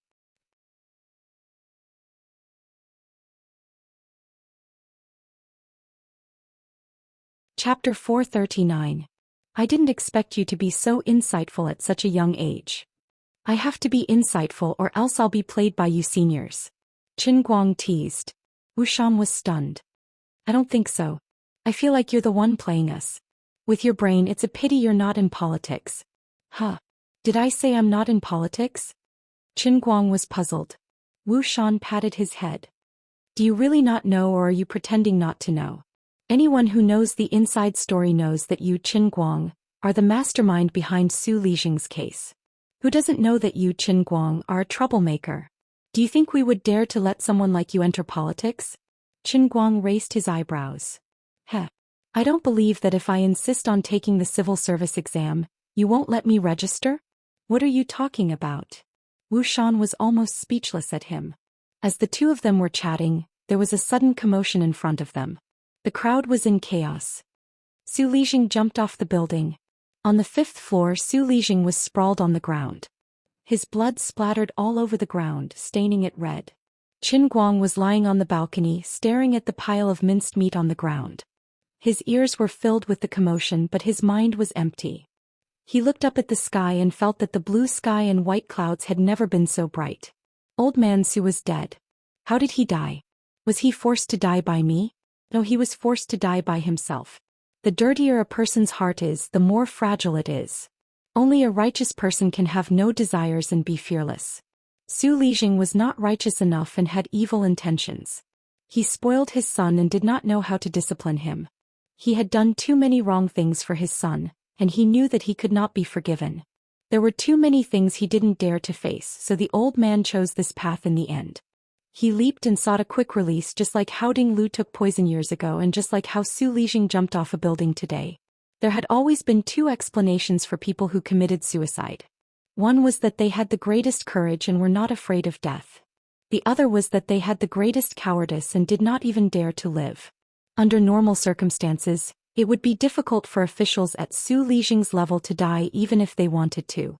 At the very least, there were very few precedents of officials at his level being sentenced to death. Of course, if he hadn't jumped off the building, he would have been the first to do so. Covering up and harboring, hiring an assassin to kill, killing in court, especially the last one, not to mention how bad the impact was, it happened in front of everyone's eyes. It really made the defense lawyer lose the courage to defend himself. If he was sentenced to several crimes, even if he didn't die, he would die. As for the other person involved in the case, Xiang Guoming, the once glorious President Xiang, there was no more hope for him to live.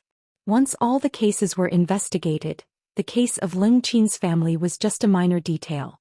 Xiang Guoming's case was much more serious and vile than this. 2 hands and 10 fingers wouldn't be able to solve it. It's over. Leng Qin, who was beside Qin Guang, said faintly. Her voice sounded particularly tired and there was a sense of death in it. Qin Guang turned his head to look at her. There was no surprise in his heart that he had succeeded. He only felt that the smell of silence from this woman was almost devouring his life. Leng Qin turned around and gave Qin Guang a smile. Her smile was so pitiful that the centipede-like scar on her face exuded a poignant beauty. Qin Guang looked at Su Lijing, who had jumped off the building, and then looked at Leng Qin. He realized something and suddenly grabbed her shoulder. Sister Leng. Leng Qin smiled again. She unscrewed the mineral water bottle in her hand and drank the remaining half in one gulp. Then she threw the bottle to the ground. Her breathing gradually became more and more rapid, and a strange flush began to appear on her face. Within a few seconds, the blood vessels in her eyes appeared, and then densely covered her entire eyes. Her body began to tremble violently. Oh! Qin Guang's mouth opened wider and wider. Leng Qin's symptoms made him extremely frightened. Unexpectedly, Leng Qin was still smiling. Her smile was so relieved and free. This might be the most beautiful smile in the world. It could be deeply engraved in people's hearts. Even if Qin Guang recalled it many years later, he could forget the sadness and pain under her smile. Qin Guang, thank you. Thank you for letting me know that there are still good people in this world. Leng Qin's voice was getting lower and lower. Tears flowed uncontrollably from Qin Guang's eyes and blurred his eyes. He wanted to bravely reach out to hold Leng Qin, but his hands were shaking so badly that he didn't even have the strength to lift them. Don't cry, really don't cry for me. You don't know how happy I am to be able to reunite with my family. A soul like me can go to heaven. Leng Qin's hand touched Qin Guang's face and touched his hot tears. Qin Guang choked with sobs. I should have thought of it. I should have thought of it when you didn't let me remove the mosaic. I was too stupid. Leng Qin's fingers were shaking more and more violently. Don't blame yourself for me. Otherwise, I won't be able to leave in peace. I have always carried this potassium cyanide capsule with me. I have already decided. You can't stop me. In fact, I should have died in the car accident. Now I just delayed it for a few more days because I have to leave quickly. Otherwise, I won't be able to catch up with my family. Please don't be sad for me. For many years, I have never been as happy as I am now. I have to leave. You're my benefactor. It is my fault to make you sad. A good person like you must live a happier life than anyone else. Promise me, okay? Promise me. Qin Guang's nose was sour as if he had drunk a liter of vinegar. I promise you. Leng Qin turned her face away. She could no longer see anything. Her mouth was bleeding crazily. Her body gradually stopped trembling. She held onto the balcony and looked up at the dazzling sun in the sky. The smile on her face bloomed like a peony in midsummer. Leng Qin left. She left in front of Qin Guang. She left in front of old Han and Guoming. She left in front of everyone who came out of the public trial hall. Perhaps she would go to a country where no one could see, touch, or see her. She would reunite with her family and live a happy life. Perhaps she would turn into a strong winter sweet, stubbornly growing on some island with birds chirping and flowers fragrant. At this moment, in the sports bag that no one could see, the light of the heavenly Holy Grail was flickering silently, at the same frequency as a person's heartbeat. Leng Qin's parents finally could not control the grief in their hearts. They cried on the balcony. Qin Guang held back his tears and buried his sadness. Because he had promised Leng Qin that he would live a happier life. People have many ways to live. Some are brilliant, some are calm, some are depraved, and some are open-minded. Some lives are long and some are short. Some are noble and some are lowly. Leng Qin chose to end her life at this special moment. For her, it was the most free and easy thing to do. Regardless of the rights and wrongs in the court, Qin Guang and the others helped Leng Qin's family take care of her funeral. In the evening, watching the plane carrying Leng Qin's ashes fly into the sky, everyone's sorrow seemed to fade away with the roar of the plane. Guoming patted Qin Guang's shoulder. He was a brave person. She will definitely be reincarnated into a good life in her next life. Wearing a smile, Qin Guang replied, "Who knows if there's really an afterlife? Life is so fragile. In just one day 3 people have died. That's why life is short. We have to enjoy ourselves while we can." Zhou Xian's words were filled with deep emotion and profound meaning.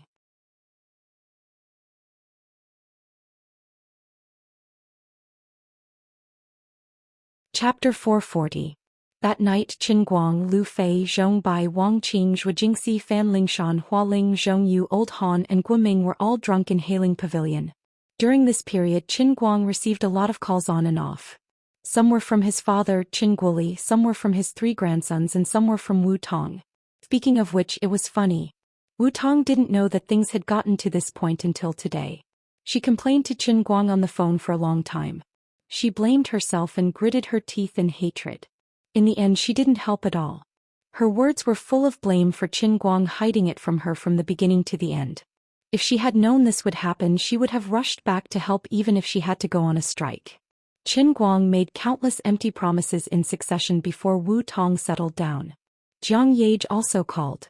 She was persuading Qin Guang that this matter was finally over and that he shouldn't get involved in such things in the future. She heard from her sources that many people in a certain circle who had reached a certain level were now afraid of Qin Guang. They were afraid of him to death and hated him to the core. Some people even called Jin Shuiwei directly and asked Jin Shuiwei to help persuade her boyfriend to not be so impulsive in the future. If there was anything, everyone should discuss it. She always took things to the internet and made it so that they wouldn't stop until one of them was dead. She really forced Su Lijing to die. How scary was that? Qin Guang didn't know whether to laugh or cry when he heard that. Did those people really think that he's a fighter jet? It's not like he knows them and they didn't come at him. So there's no need for him to shoot them one by one. He didn't even know what they had done. Why would he find trouble with them? Of course, Qin Guang didn't say anything definite. His subtext was that if they didn't bump into each other, of course he wouldn't care. But if they bumped into each other, then it would be hard to say. Jiang Yage laughed at him, saying that he really wanted to be a fighter for the people. However, Qin Guang said that since things had already come to this, he had to jump out and say that they shouldn't be afraid, that he was really a good and harmless youth. Would others believe him? Just as Qin Guang had guessed, the discussion about Su Lijing's case on the internet had never stopped since the live broadcast of the public trial was interrupted in the afternoon. At first, the world's attention was still on the almighty Superman, who had been on the front line since the beginning. It was not until a bombshell post appeared on the internet that the public was shocked. Almighty Superman equals Qin Guang equals Jin Shuiwei's boyfriend. There was another uproar in the country. In Qin Guang's life creed, there had always been such a sentence. People are afraid of being famous, pigs are afraid of being fat. Therefore he didn't want to be famous at all.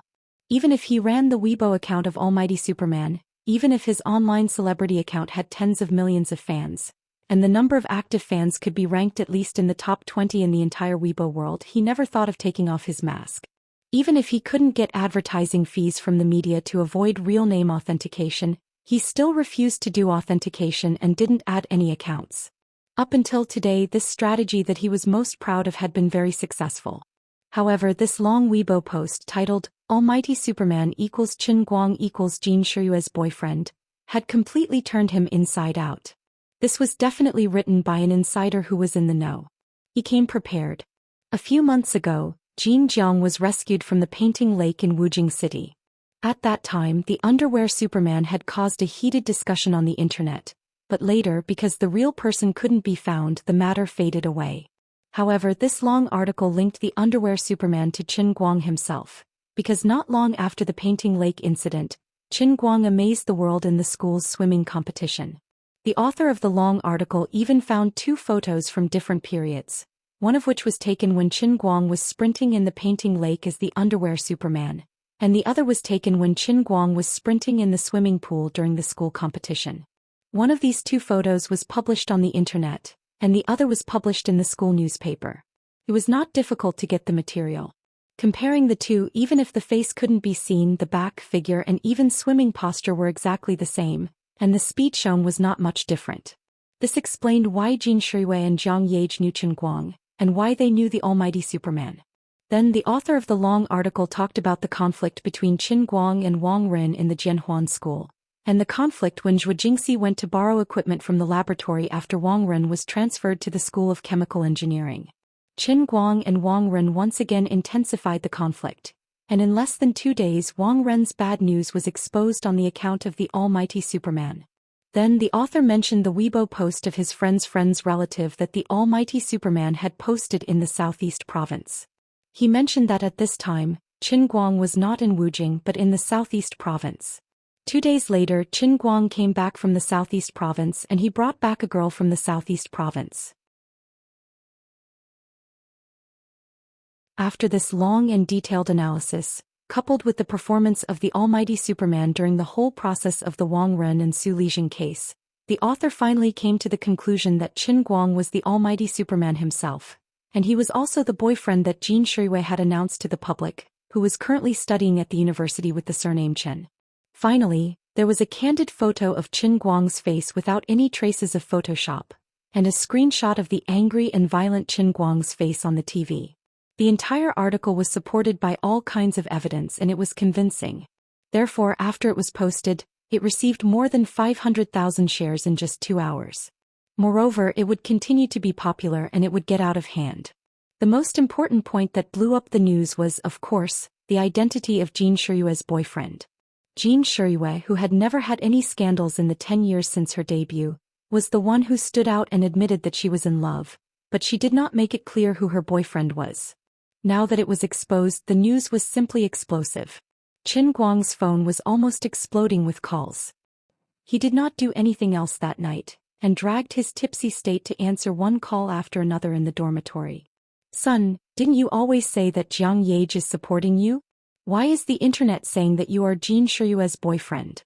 How many things are you hiding from me? Celebrities these days are way too wild.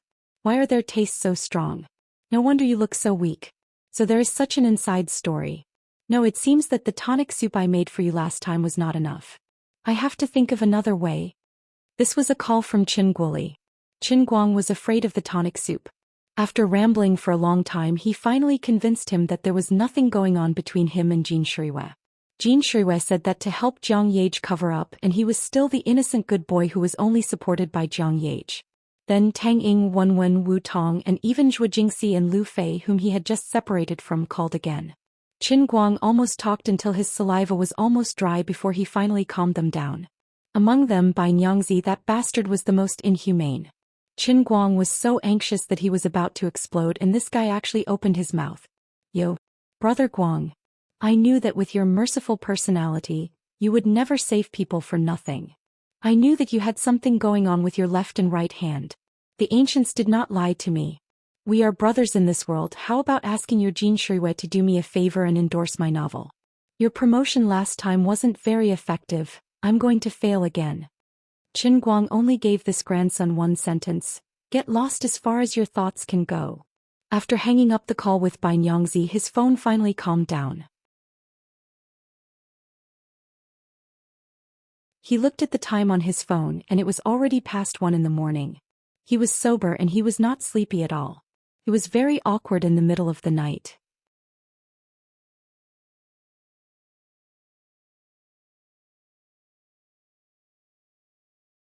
Chapter 441.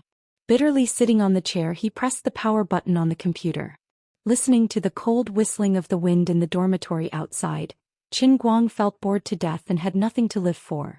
Originally, after settling the trivial matters of the mortal world, he should have been able to enter the Buddhist gate.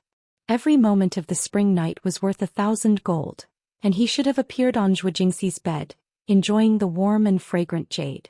But in reality he was squatting alone in the dormitory, feeling depressed and helpless. It wasn't that he had no desires, but that he had the desire to kill the enemy, but the enemy had put up a fight. The drunk Qin Guang was driven back by Zhou Jingxi. He originally wanted to follow her to Teacher Zhuo's house. Even if the doctor said that she had to rest for a month, it was still a happy thing to have a little fun.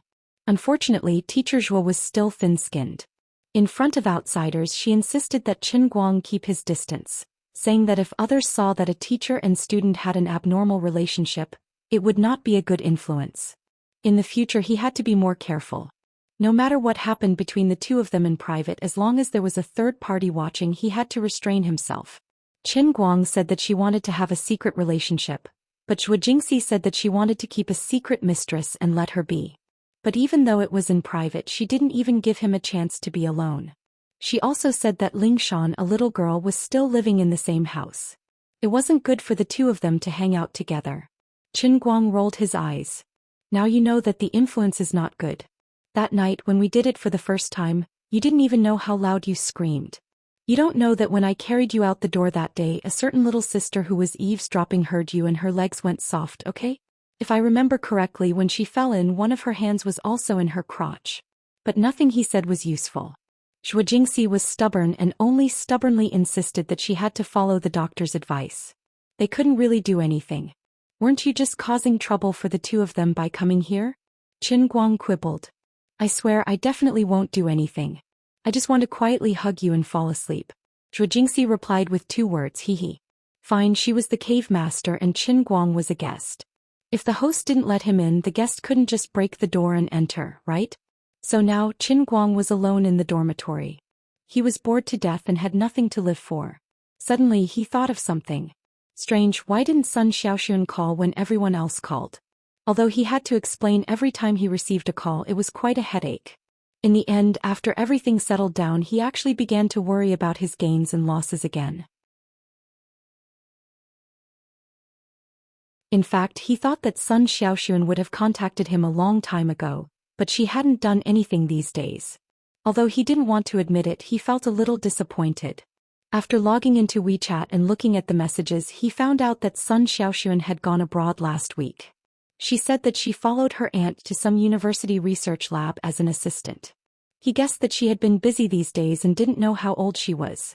Qin Guang remembered that when he first entered university, he heard from Sun Xiaoxuan that her aunt was a senior researcher in some foreign research institute. She entered the university with the intention of going abroad for postgraduate studies. All she could think of was getting into Massachusetts Institute of Technology or Princeton. In short, it was the kind that made people feel ashamed of themselves just by looking at their names. So she had been a straight-A student all these years. It seemed that she had prepared in advance for this semester's summer vacation. This woman. Once she had a career, she forgot about her man. She felt sorry for herself for 30 seconds. Just as he was thinking about this, Sun Xiaoxuan's call really came. He cried on the phone for a long time. Sure enough, these days she stayed in the closed research institute and didn't have time to go online. It was only when Gaoya called her during lunch that she found out that such a big thing had happened in the university. If she had known earlier, she would have simply returned to China to help. Qin Guang thought to himself, what can you do by coming back? But on the surface he comforted her. Don't worry, it's no big deal. Didn't you see that I had the last laugh? The world was full of vicissitudes. No matter how powerful and influential people like Wang Ren and Su Lijing were, they couldn't beat the justice of the world. By the way, you and Jin Shiyue? After going around in circles for so long, Sun Xiaoxuan still went around to this question. If she didn't ask, she would feel uneasy. In fact, this was the main reason why Gaoya called her. Qin Guang repeated what he had almost memorized. What kind of person am I? What kind of person is Jin Shiyue? Can she really have an affair with me?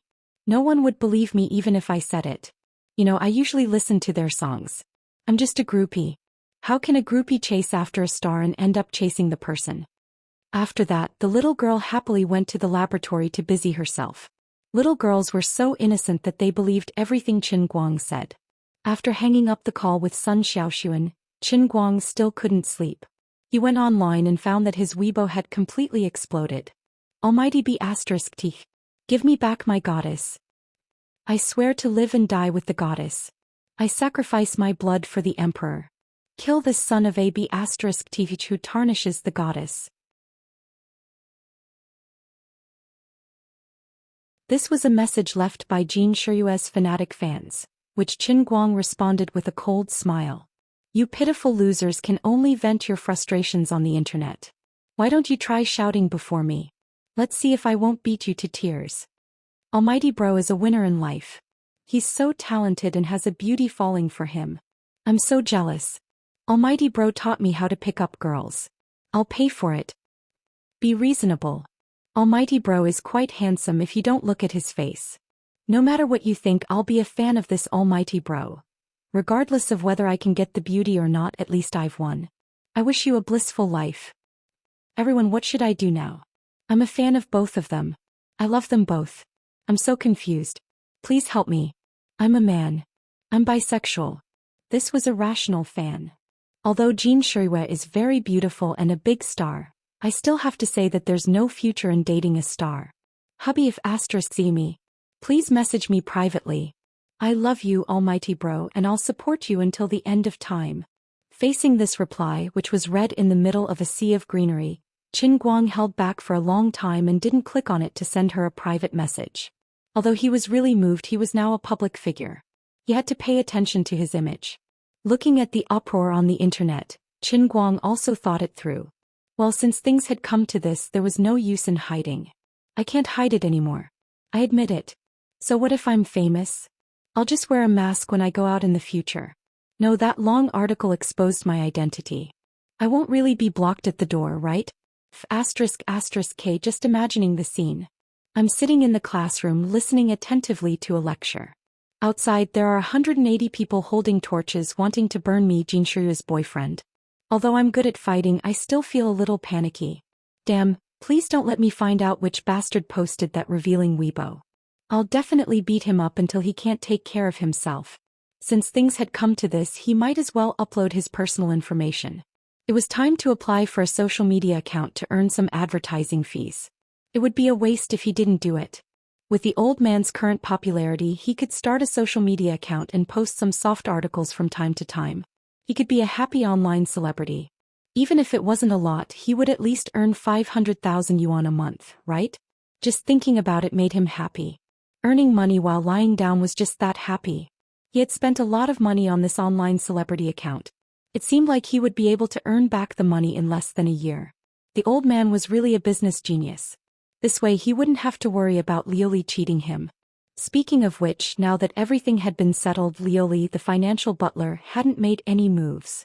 She must have forgotten about this, right? There was still a little more than 170 million in the bank account. Damn, so much money. I don't even know how to spend it. Let me count with my fingers. Helping a girl from the Film and Television Academy would earn about tens of thousands a month. I can help her for a total of 3,400 months. How is it enough to just help one person? The old man is such a strong pile driver. He has to be more philanthropic and broad-minded. He shouldn't go out and greet people without at least 8 to 10.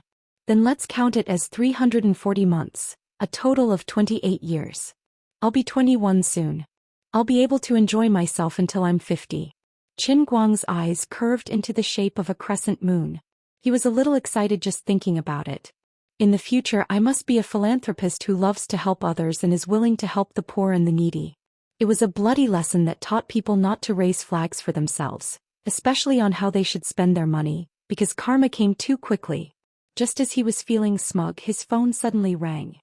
He looked down and his face darkened. What would come sooner or later. The money was gone. Brother's 170 million has been spent. Really made her move. No longer caring about his identity being exposed, Qin Guang picked up the cup and plunged into the sea of clouds. He roared hoarsely, Lioli. My money. My money. What did you do with it? Lioli, who was sitting in the middle of the empty Yunqing and enjoying the largest private room in the internet cafe in history, raised her head and smiled mysteriously at him. Guess. I guess your whole family. The ups and downs of life really came too suddenly, catching people off guard. Qin Guang fell to the ground with a thud. His heart ached. You're tuning in to the Zhou Xian's Legacy YouTube channel. Don't forget to subscribe and join us on this journey to catch the most captivating stories.